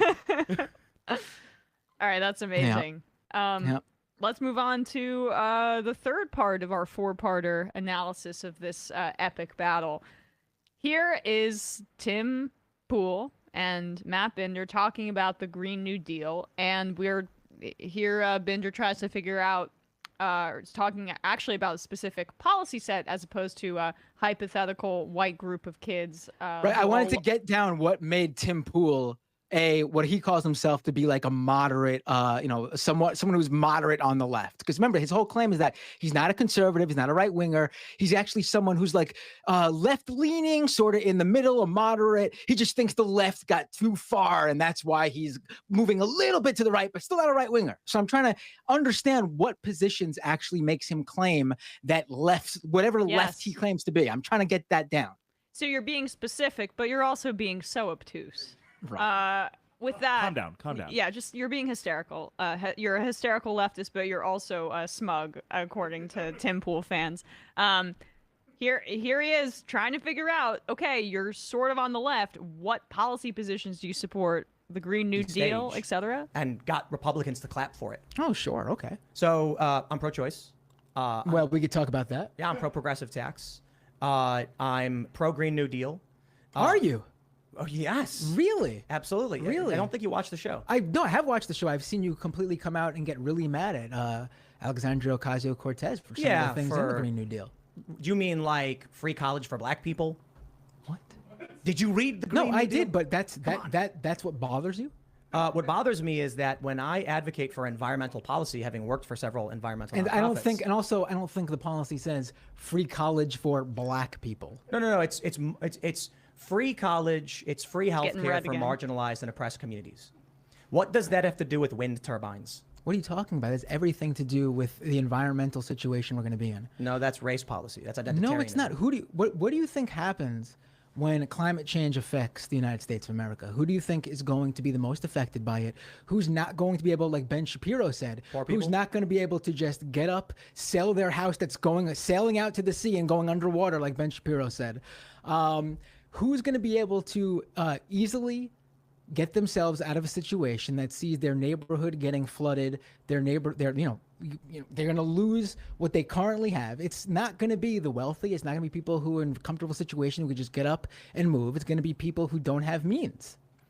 So when we lift people out of poverty, we'll be able to better address climate change issues when they arise. Just to go back real quick, I did find the data showing that YouTube overwhelmingly he changed the subject. We could pause it there. And not the right. So. That was a hard change of subject. So he's going back to something. As you're trying to pin him down on policy, he goes back to something that you were discussing previously. Yeah. Wait, that's it? We never get back to the I don't think we do. No, he does. We get back to other stuff that make him left later on, but yeah, he doesn't want to. He didn't want to. I mean, that's his revealing moment right there. Speaking of Green New Deal, let's get back to some YouTube demographics. I mean, also his whole framing, like I don't know if he's ever said it just like that on his show before. Maybe he has, but I mean, to me, that's revealing too, that he views Green New Deal policy that tries to lift people out of poverty in marginalized communities. He views that as free college for black people, specifically. Oh, he said black with a lot of force. That is interesting too. Yeah, it is interesting. So I mean, I don't know. Like, that clip was also super revealing about when you mentioned Binder at the beginning, like what he claims his ideology is, that he's on the left, but he's not as crazy as the rest of the leftists. What he serves, and obviously he's not on the left, I can say this. He has a right-wing audience, and he is feeding them what they want to hear in the form of, I'm the last liberal. It's like Dave Rubin kind of stuff, right? But the left has gone so crazy that I'll present myself as a center leftist. So when you have further right positions, when your positions agree with me, and maybe if you even go further right, maybe you're dancing with white supremacy or really problematic notions, it's not as extreme as you think, because I'm in the center, and that's what's really insidious about it to me. And I do want to point out, though, that from the reaction, and that's why I do these sort of things, because I do want to try to engage with the audience. Like, I don't go on these shows thinking I'm going to change Tim Pool or his co-host Seamus's views or anything like that. They are who they are. That's fine. I just want him to, like, if those are his views, I mean, they're his views. I can't, whatever. People have conservative views. We live in the United States of America. People are all over the place politically, sure. But I just don't want him to misrepresent who he is to his audience, because I always knew that the reason he does that, the thing he does, where he doesn't say he's a right winger or a conservative, is because he wants to broaden his audience and make them believe he is who he says he is. And people who aren't all that political think, oh, this guy is, he's not a crazy leftist or one of those far right wingers. He's got to be telling it just like it is down the middle, the truth. And I just want them to know that that's not the case. That's not true at all. And I will say his whole, his presentation does seem to be effective. I have heard from a lot of people who have said to me, I watch Tim Pool every day. I really enjoyed what you had to say. I am really starting to think that Tim Pool is drifting further and further right. Yeah. And I mean, I heard it from them in messages, on DMs. I heard it from them in phone calls that you can listen to on my show when they called in Tuesday night to my show. And, him saying that works, and his audience, while mostly right wing, I will say Tim Pool probably has the most non-conservatives of all the YouTube channels watching a conservative show. Yes. And that's why I think it's super important. Gateway. It's a gateway. Yeah. Yes. And that's why I think it's super important to, if we're going to pay attention to any of these guys, I think Tim Pool is the one to pay attention to.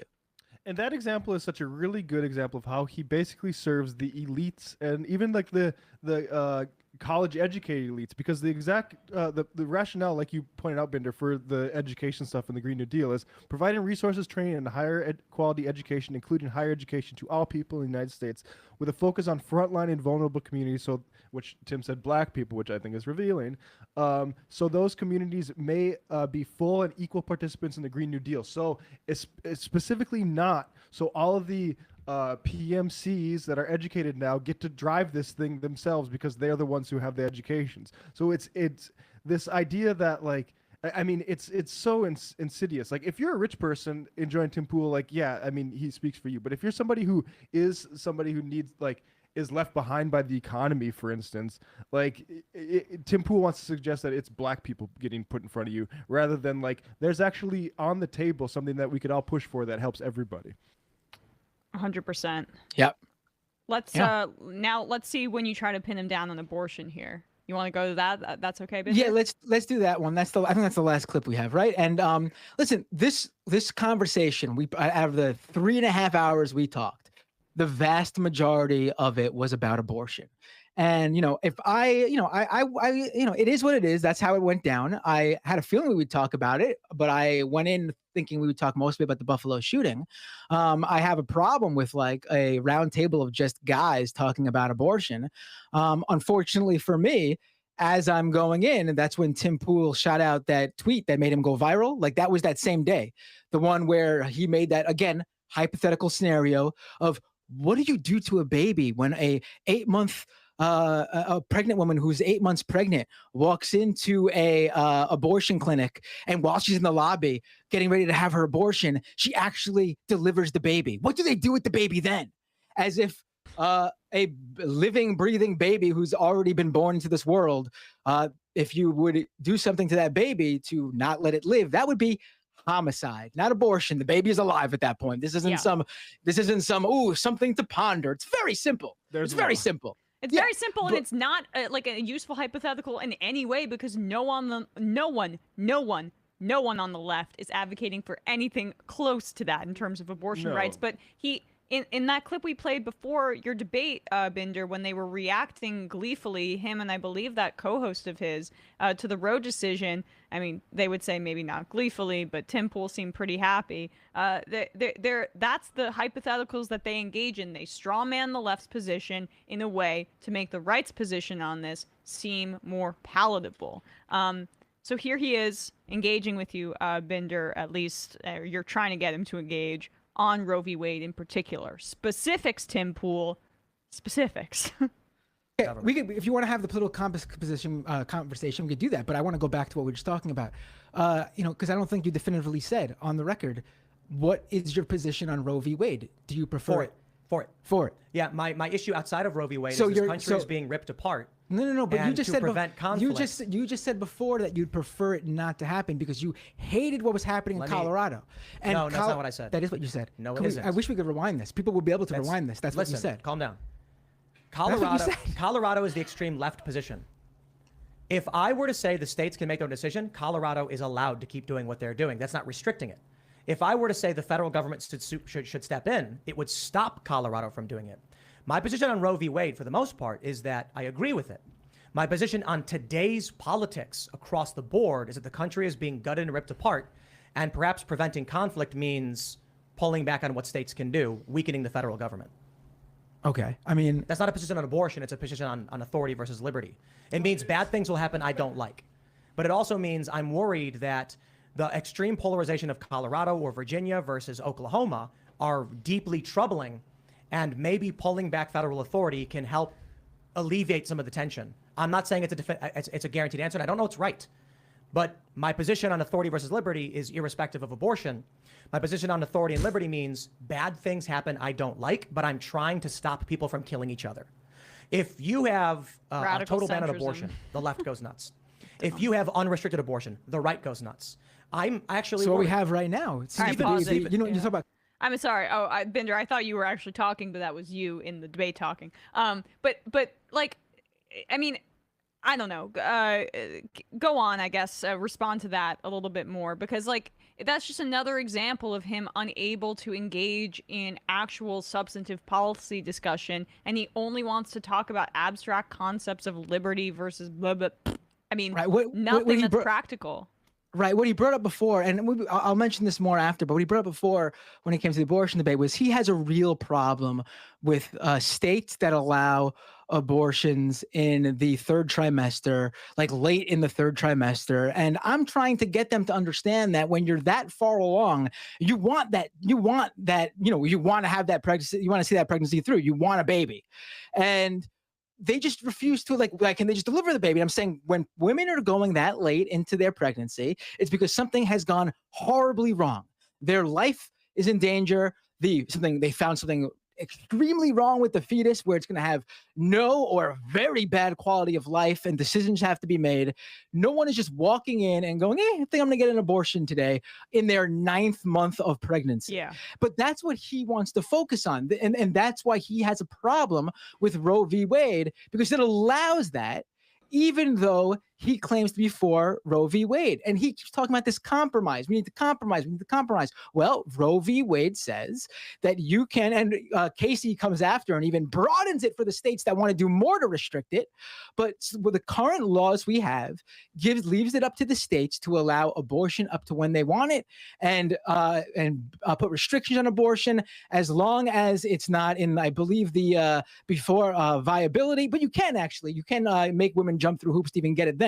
But you can't put restrictions on if the woman's health is in danger. So I mean, you can't like you can't be making the argument he's making and also claim like you want things to be left to the states, because they are left to the states right now.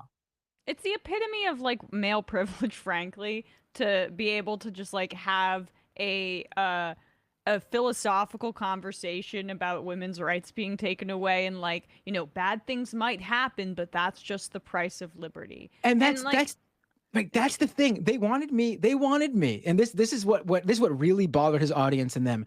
Anyone who's watched the whole thing, you'll know exactly what I'm talking about. We must have gone on for 45 minutes, honestly, back and forth throughout the show. If you put all these pieces together, throughout that 3.5 hours, they constantly came back to try to pin me down on what my moral view is on abortion. They kept saying, "What do you believe?" And I would constantly, I wasn't going to play that game, because this is my moral decision. They just didn't like it. My moral decision on abortion, my moral feelings about abortion is that it is up to a woman what she wants to do when she's pregnant. It's in her hands, it's her body, and she confers with a doctor, and they decide what's in the best interest of her health and the fetus. And that's my moral position. Everyone's situation is different. I don't have that's it. They wanted me to say like I like abortion, I don't like it. It's not even that simple. Abortion's not always a sad, horrible thing in terms of like I'm sure for a woman who wants a baby, it's very sad if something goes wrong and they have to get an abortion. But if that abortion is saving their life, then that abortion is a miracle of medicine, that we were able to save that woman's life through this abortion. It's sad that she couldn't have the baby because something went wrong medically, but that abortion is going to save her life. That's my moral view of abortion. They don't accept that because they want to have a personal morality policing argument. And that's why I don't even engage with debates about should we have an exception for rape or incest, because when you do that, that means abortion is such an immoral act in and of itself that it can be canceled out by other immoral acts that lead to that pregnancy. But for the most part, it's actually something that's very dirty and should not be normalized in society. And it's the same thing that they're trying to do by making you make a blanket moral claim about the individual act of an abortion, as opposed to like the larger moral claim that you're making that they just don't accept, which is the ability for women to make their own decisions about their health. Right, and that's the moral decision. If you believe that, especially from his standpoint of liberty and it's my body, that's the moral decision that even Tim should be making, but he's refusing to make that his moral decision is actually the opposite of what he always claims. His moral decision is that for some reason for him, abortion is okay up to like 15 weeks. Why 15 weeks? I don't think we got to that, but for me, I don't understand how you would be fine with it at 15 weeks. Why not, if that's your position that it's a baby, a human baby, why not at 6 weeks when the heart, there's a fetal heartbeat? Why not at 24 weeks when it's viable? I mean, randomly just coming up with like, and the whole conversation too about like, when does life begin? Guess what? I don't give a shit. No one's going to know. No one's going to be able to decide. No one's going to agree. Who cares about that moral, that pondering of philosophy? That's constantly what he wanted to get to too, the philosophical mysteries of the world. I don't care. It's ivory tower garbage. Yes, a woman is pregnant.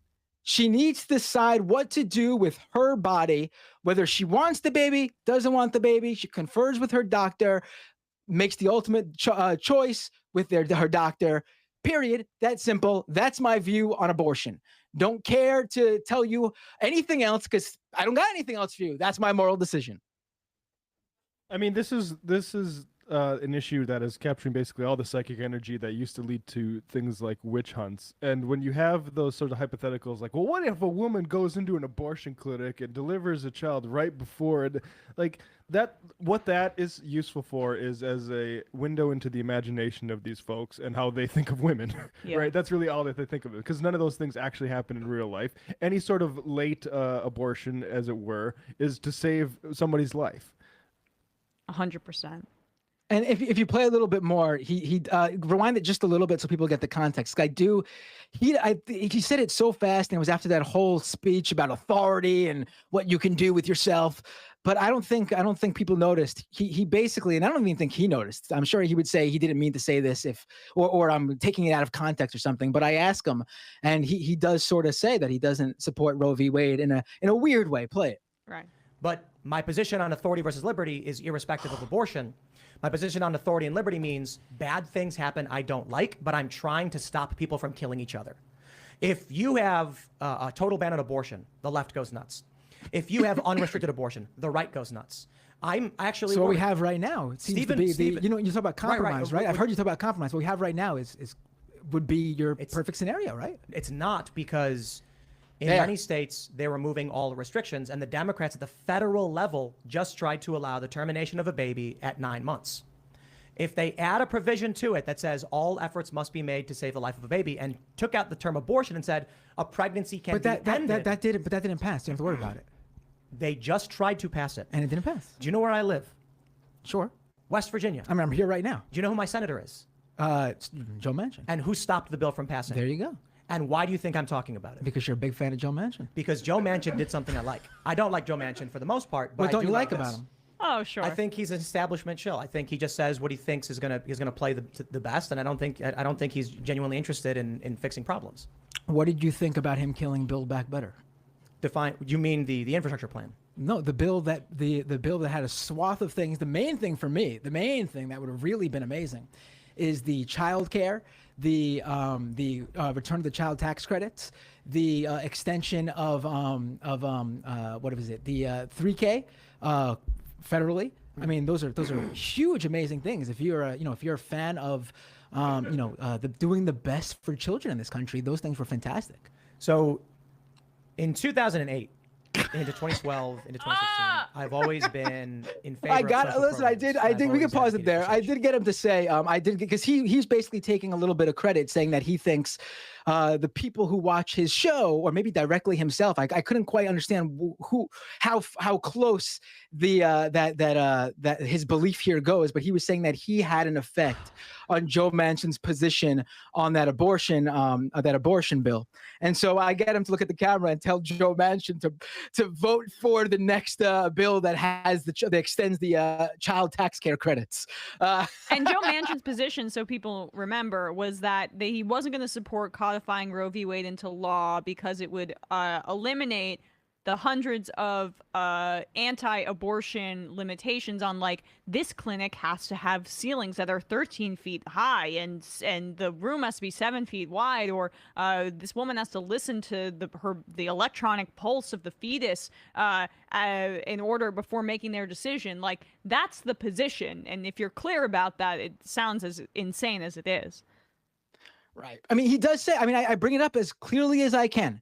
If you want to compromise, you're sick and tired of the left and the right fighting, and you think, like Tim does, there's going to be a civil war, we need to find a middle ground, then Roe v. Wade seems like a pretty great compromise, doesn't it? I mean, if you agree with for 15 weeks, like Tim says, you can put no restrictions on the first trimester.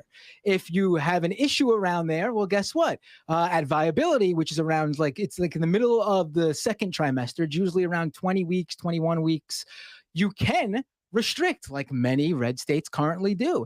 And as you get later into the third trimester, which is I think it's 26, 27 weeks, something like that, then you could outright ban, except for in the case of the health of the mother. Seems like a pretty great compromise, right? But then he says that he doesn't prefer the compromise. I mean, that's Roe v. Wade. If you don't prefer the compromise, then you don't support Roe v. Wade. He says leave it to the states, and then immediately starts attacking one of the states that is going to protect abortion rights. Well, leave it to the states, but I don't like what this state is doing and making abortion easier to access. Authority versus liberty. That's it's just, frankly, it's my concern with them is that what happened. It's okay. That's why I'm just allergic to a lot of philosophy, is because I think, it's so much more important to learn history and sociology so you have actual practical understandings of topics, as opposed to this just garbage that has it's so masturbatory, and it also is not even relevant to politics. Like authority versus liberty. What are we talking about here in the abstract if it has no practical application, which it doesn't? That's the only plane he seems to feel comfortable in. I would recommend this if you put this up, Bradley. Just another sort of supplement to the debate. Tim Bontoast's long, hour-long expose. Tim Pool fence sitter. For anybody who's followed Binder and questioning the diet that they've been given for, in consuming Tim Pool content. This is a really good explainer of why it's not the best nutrition you could be given your brain. Right. I mean, I watched that video again actually before I went on there, and it's amazing because he ends up, if you watch that, definitely watch it, but he ends up sort of like trying to turn it around and take that as oh, it's a good thing that I'm a milk. The whole phrase is the milk toast fence sitter. Yeah. And somewhere in his career, he decides, well, I'm going to try to like revert that into like it being a positive. Like I'm the fence sitter. That's how you know I'm not left or right. No, that's not what fence sitting means. It's not a good thing that you're a fence sitter. You try to play to both sides while ultimately having one side. I mean, it's bizarre. Yeah, he's more like a fence, like somebody that's holding the barbed wire fence open so people can go through it toward the right wing. Yeah. Right. All right, with that, let's read we have a bunch of people writing in IMs in response to this.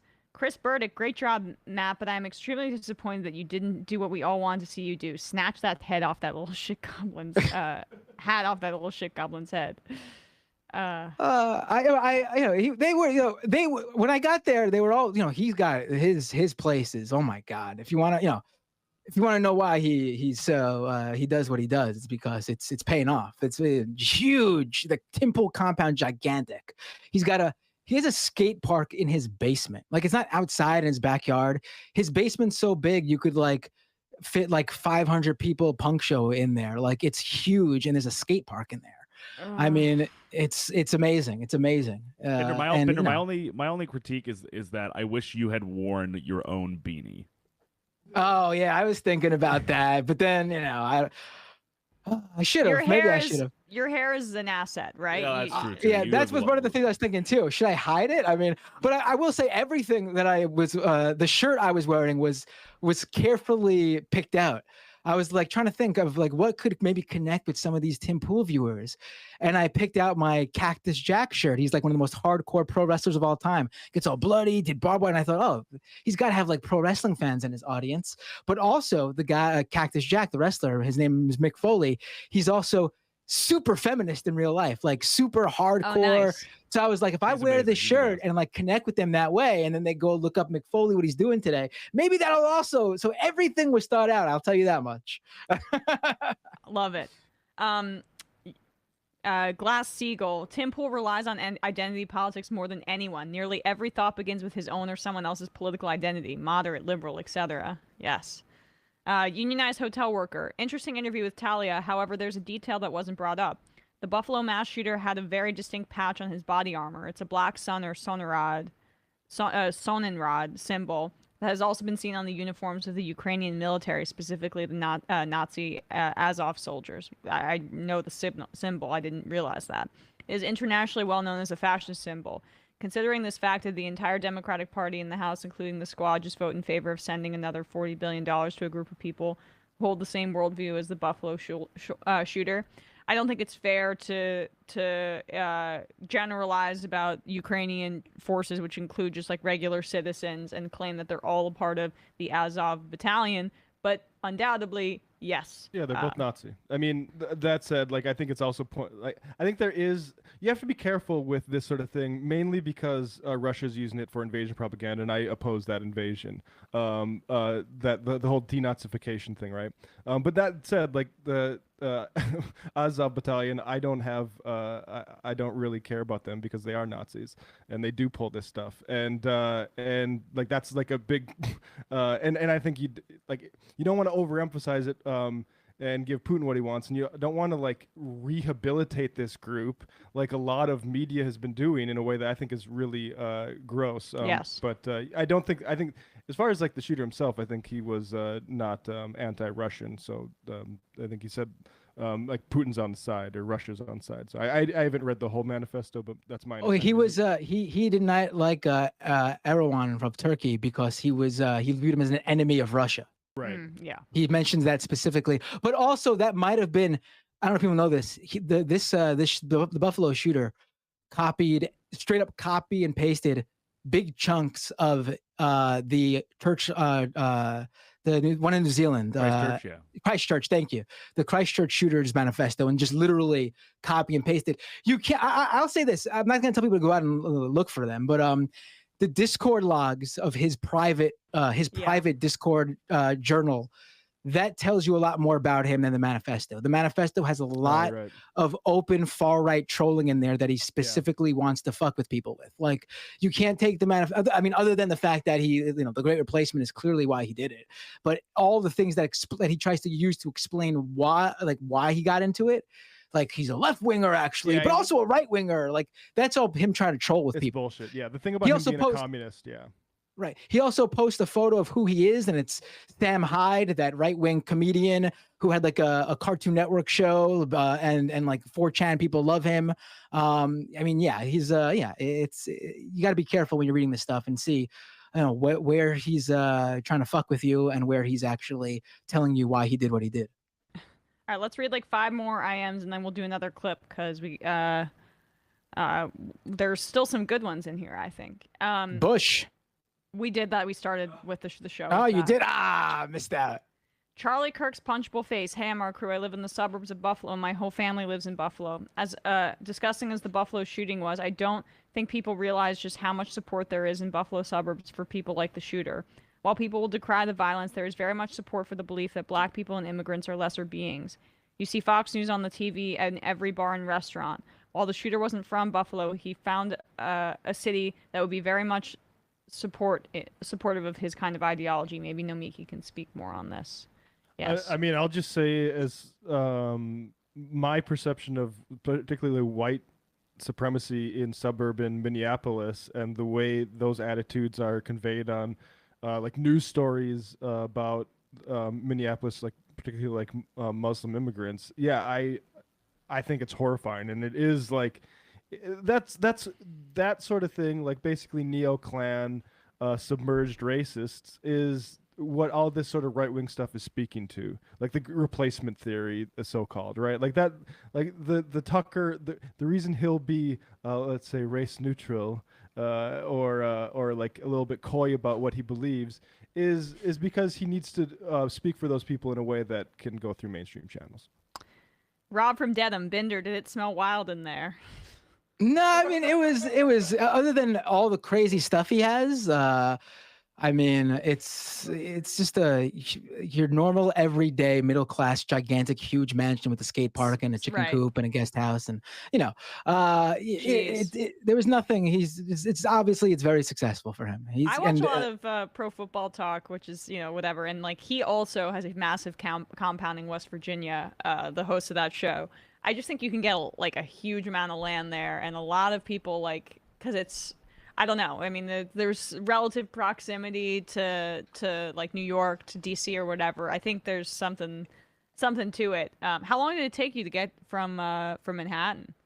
It was a 3-hour train ride to Baltimore, and then an hour shuttle bus, and then got picked up by someone who works for Tim Pool, very nice guy. And they were all nice, to be honest. Tim was actually a little bit upset with me after, I could tell, actually. But other than that, they were all very nice. I mean, you were super, super polite, and he was getting red at just like the slight challenge. So, I mean, Bleach Injection says, huge kudos to Matt for going into the lion's den, providing a leftist perspective and holding his own. I was, however, confused about Matt sometimes not giving straight answers when being asked direct questions, particularly on the abortion topic. Were there rhetorical traps he was trying to avoid that I couldn't see, or was it for another reason? Well, what's the question I avoided? Because again, the only one that everyone keeps bringing up, like, again, this was 3.5 hours. I don't even remember everything that went on in it. I mean, I haven't even rewatched the whole thing. So everything I've seen are clips that people have pulled, and even the clips that Tim pulled. You know, he's got his moments too, I'm sure. I mean, there's no doubt. I don't think like I like completely destroyed him for 3.5 hours total. And I'm sure his audience sees moments where Tim did better too. I mean, but you know, when it comes to who accomplished their goal, I don't know what Tim's goal was, but for me, I have proof I accomplished what I wanted to accomplish by the fact that I've had messages from Tim Pool followers. I've got calls that you guys can go watch from Tim Pool followers. And, you know, if my going into it, my rate of success, this was worth it was if just one person, if just a seed was planted in one person to say, hey, you know what, maybe I like Tim Pool, but maybe he's not my guy. Maybe I should listen to these guys. And the more he listens, who knows what'll happen going from there. But just plant that seed. And I think I did a lot more than just plant that seed in just one person. 100%. So for me, it was a success. But the demand to be like, where's your moral line on abortion? It's like, yeah, I don't have one. Right. Like I reject the implication that you need to have one. If I'm talking about like medical stuff I'm concerned about, it's like their relationship with pharmaceutical corporations. I'm willing to leave the entire field of abortion just without me having an imprint, an opinion on it. I don't care. Right. And also, I don't see why the moral decision can't be to just let the person who's actually pregnant make that decision. Yes, exactly. That's the moral decision. Yeah, they just, DNC Google pundit Matt was 100% the daddy of those two children in that debate, calmly and patiently explaining to them why their ideas are demonstrably terrible. There you go. Right, that is a loud siren.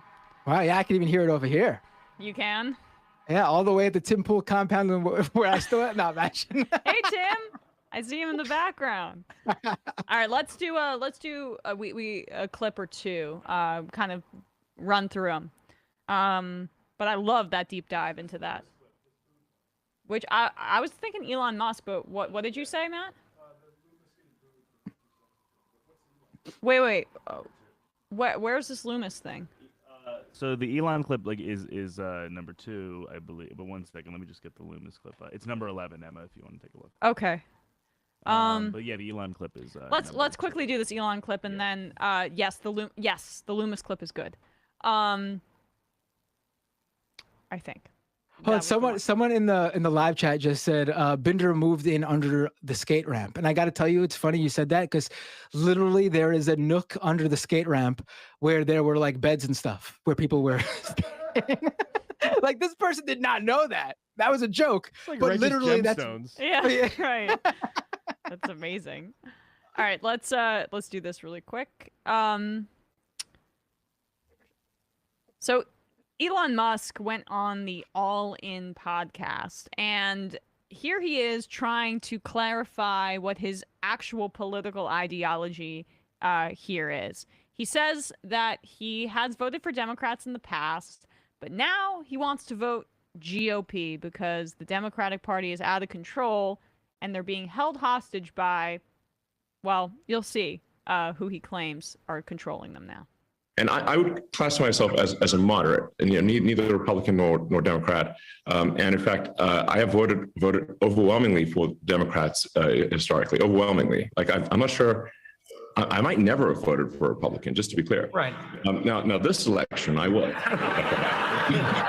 The Democratic Party is overly controlled by the unions and by the trial lawyers, particularly the class action lawyers.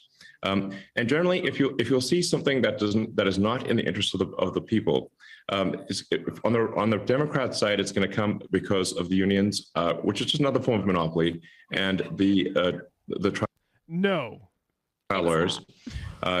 That's where actions will be happening from the Democrat side that are not in the interest of the people. And then, to be fair, on the Republican side, there's if you say like where there's something like not ideal happening, it's because of corporate evil and religious zealotry. That's generally where the bad things will be coming from on the Republican side. That are not representative of the people. So the people. In the case of Biden, he is simply too much captured by the unions, which was not the case with Obama. So True. In the case of Obama, you could have, he was sort of quite reasonable, And I think he took more of a view that, obviously you need to take the concerns of the unions into account, but there are bigger issues at stake. And unfortunately, Biden does not do that. So that incredibly revealing clip, in my opinion, and we just did a deep dive into Binder's debate with Tim Pool, who also, classifies himself not as a moderate, as a centrist, whatever, right? But in reality, these are right-wing positions. Being anti-union is a right-wing positioning. When he talks about, and he's gonna, as Matt pointed out, I don't really care who he votes. Who cares who he votes for when he donates to politicians, right? Like, that doesn't really matter. But this goes to show that capitalists like Elon Musk, they view the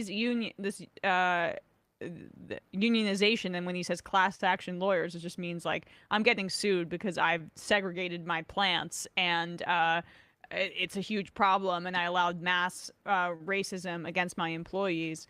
But they view this as he views this as an existential threat to his business, unionization, or his corporate profits. He conflates that with the people, and he's signaling, hey, Democrats, if you don't fall in line, he doesn't mean his vote's going away. He means his money's going away. He's donated his entire life to both sides. This idea that he hasn't, it's ultimate narcissism. This, I don't know, actually, let me really rack my brain to think about if I've ever cast a vote for it. Doesn't matter. You've given money both ways. Yeah. And I'm sure he does have a problem with lawyers now that he's being sued for extreme,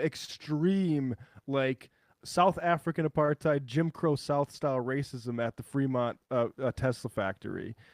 He has been putting chips into monkey brains to the point where it's causing severe distress to those animals. I imagine he has a problem with lawyers, and we know that all these sort of capitalists, billionaires, have a problem with unions because it's the only way working people can stand up against them. Right, just a quick look up of who he's donated to. I mean, I'm really fast. Back in 2017, Kevin McCarthy, National Republican Congressional Committee. This is just a quick look. There's a few donations to Dianne Feinstein. Sure, I mean that's what these wealthy people do. John Cornyn, he's donated to. Tom Tillis. Yeah. Also, he's donated to Chris Coons and Janine Shaheen. I mean, even the Democrats, though, that he's donated to, they're fairly right-wing Democrats. Oh, yeah. Right. And let's just talk about just this donate. When people donate one side or the other, people like Crowder often say so many donations going into Democrats, for instance. That's because they think the Democrats are going to be the ones governing.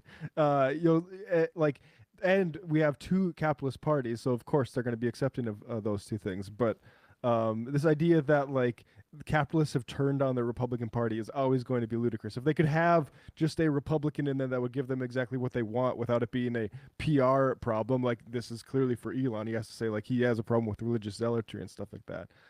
They want a Republican without the culture war stuff, but the Republican base wants the culture war stuff more than anything. You don't win elections that way. Yeah. So these wealthy people who love Republicans, that's what puts them in this dilemma. I really want to vote for all these Republicans, but then it looks bad on me. Looks bad.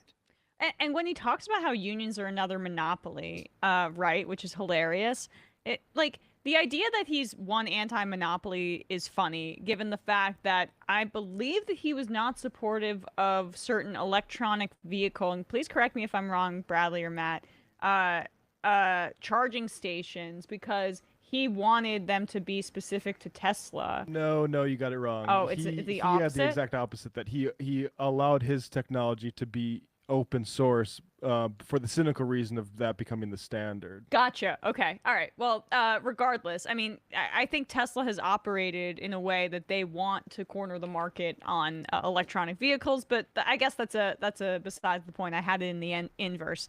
It is hilarious to claim that unions are monopolies, especially as we're seeing the Amazon union, for example, being an independent union, and it's ludicrous. But also, I want to being that yeah, being that we just talked before about the whole abortion debate I had with Tim Pool. Glenn Greenwald, a little while ago, was defending, Elon Musk, by bringing up how Tesla will, in light of that Supreme Court leak of what will possibly happen to Roe v. Wade. Glenn Greenwald was sharing how, Elon Musk cannot be right wing because Tesla has announced it is covering travel costs for employees seeking out-of-state abortions. Now, remember, Tesla HQ is now located in Texas, which is going to have probably the most extreme restrictions, as in no abortions at all once Roe v. Wade is, if it is, knocked down. But that's not, Elon doesn't have this abortion position because he's Mr. Women's Rights. He has this abortion position because what happens with his female or employees when they get pregnant? They don't work and they get paid. I mean, there's been former Tesla workers who have been on the record saying that they got fired after getting pregnant. They've got fired after taking childcare leave.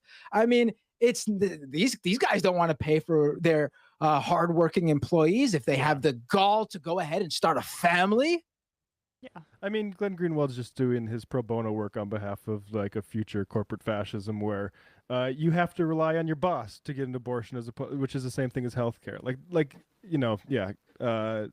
And his whole reaction to this Roe v. Wade thing itself. I mean, let's just go to the Dave Rubin clip because that we should welcome this as like democratization because it's getting it's no longer being stopped by the Supreme Court, but we're going to throw it back to the states, which are extremely gerrymandered by the type of people that donate to the people he represents with publicity. So yeah, let's play this Glenn Greenwald clip. Okay, yeah, I'll intro it here.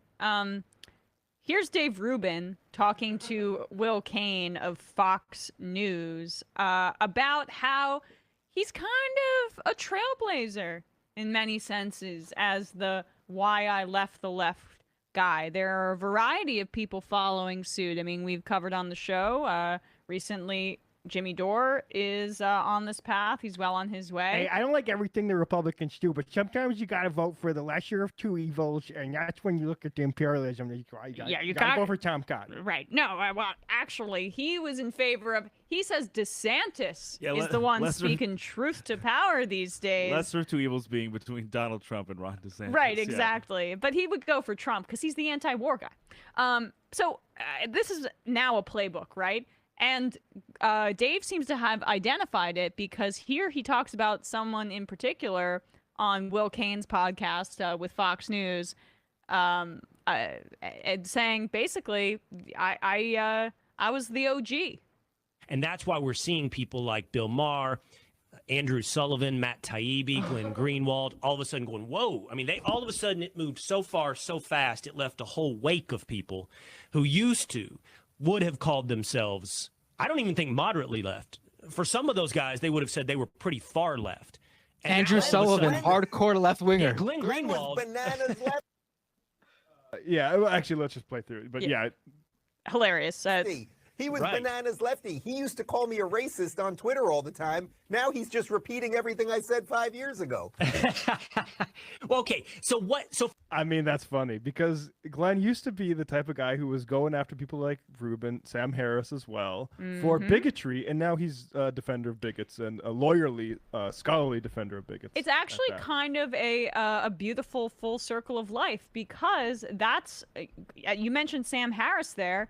The whole reason that Dave Rubin saw an opening for himself and, quote, left the left, aka left TYT, was because Cenk was arguing with Sam Harris about his Islamophobic rhetoric. Dave Rubin did not think that that was accurate, and he started, breaking off in that area. And Glenn was on Cenk's side at that point. And now here we are. I mean, let's be honest. Rubin's right.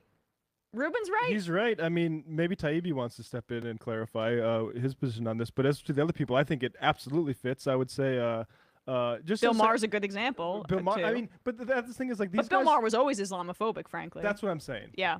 So is Glenn Greenwald. Glenn Greenwald was like before he was publishing, he was doing pro bono work for fascists. Yep. And then he started doing jumped right into blogging with a look at all the evils that come from immigration and shouldn't the Republicans finally do something to stop it? And then he said, well, I was new to blogging when I wrote that. That's actually not what I think. And now he's hanging out with Tucker for the exact same thing. But so Glenn was also like attacking people for protesting George Bush in Brazil, calling them collectivists.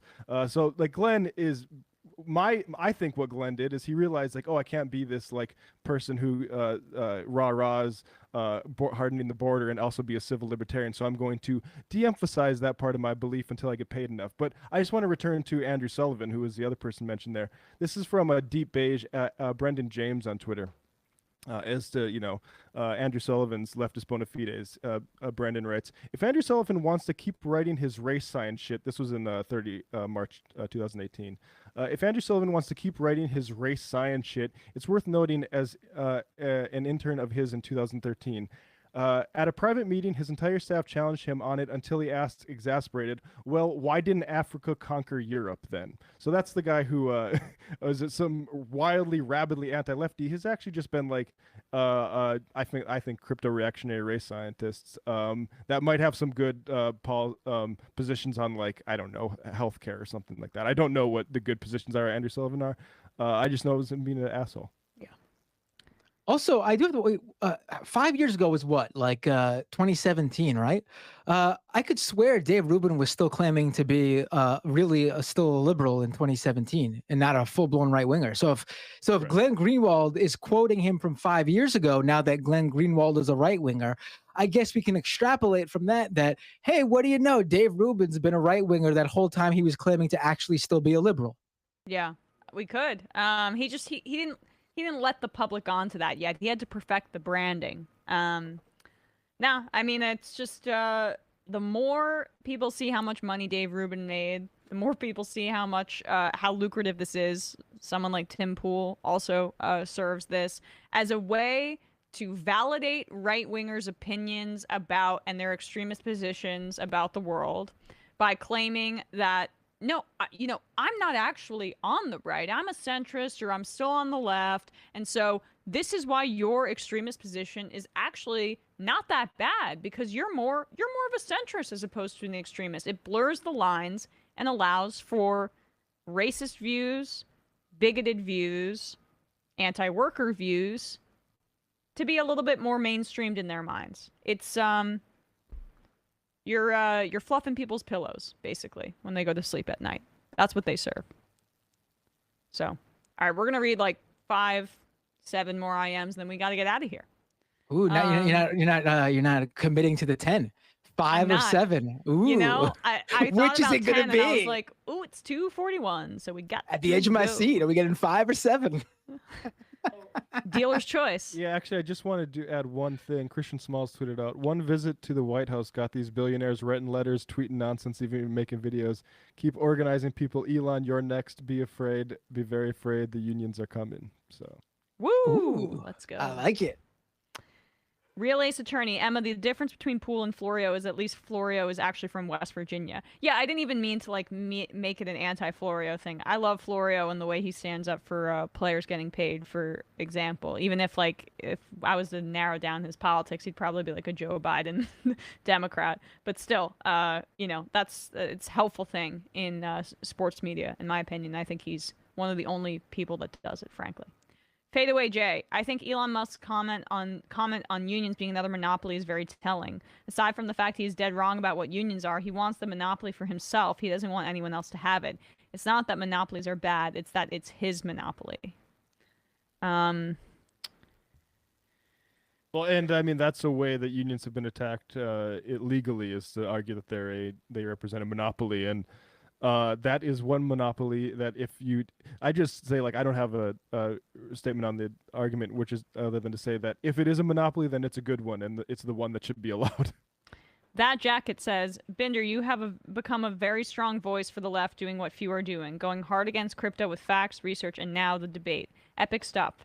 A quick question, is there anything you were surprised by the way Tim Pool treated you as a progressive? Anything that he does well that may be better than lefty commentators? I mean, for one, it's very. I don't think they did this purposefully. But what ended up happening was, there were two people on air on his side, him and his co-host Seamus. They were supposed to be usually 3, but Ian wasn't there. But what would happen was, Seamus said he stayed out most of the discussion, so it didn't feel like two people ganging up on one. But what ended up happening was that made it even worse, because instead of Seamus interacting and, ostensibly you would see moments where Tim and Seamus would interact, and that would give me a moment to think through what they're saying. What ended up happening is Tim and I would go back and forth, and then Seamus that whole time would be looking up data and stuff to back up Tim's points. And then when Seamus did interject, he would go, well, I actually have some data on this, of course, just to back up Tim's point. And so if I had someone also doing that, it probably would have been a stronger discussion, or if there was time for me to do that. So again, I don't think it was done purposefully, but that is what ended up, that's how it ended up playing out. And so, next time, if there is a next time, they said there would be, maybe it would be me and someone else against the two of them, or maybe at the very least they could have told me to bring a laptop. They didn't do that. Yeah. I5, Tim's superpower is tunnel vision. He can only see the one thing in front of him. When Tim cheered about ending Roe, all he could see was that the left team was taking a loss. Tim's main thesis is that the left has gone, quote, too far. When the left takes a loss, he takes that as proof. Tim hasn't spared a thought to understand what the abortion issue means. He has no understanding of women's situation. He doesn't care. Tim just wants to endlessly prove himself right about the left going too far. Team left takes a loss. He cheers. It's good analysis. All right, 3 more. Can you read the IM from Trump farts gerbil fur? Yes, I found very it. Funny. Yes.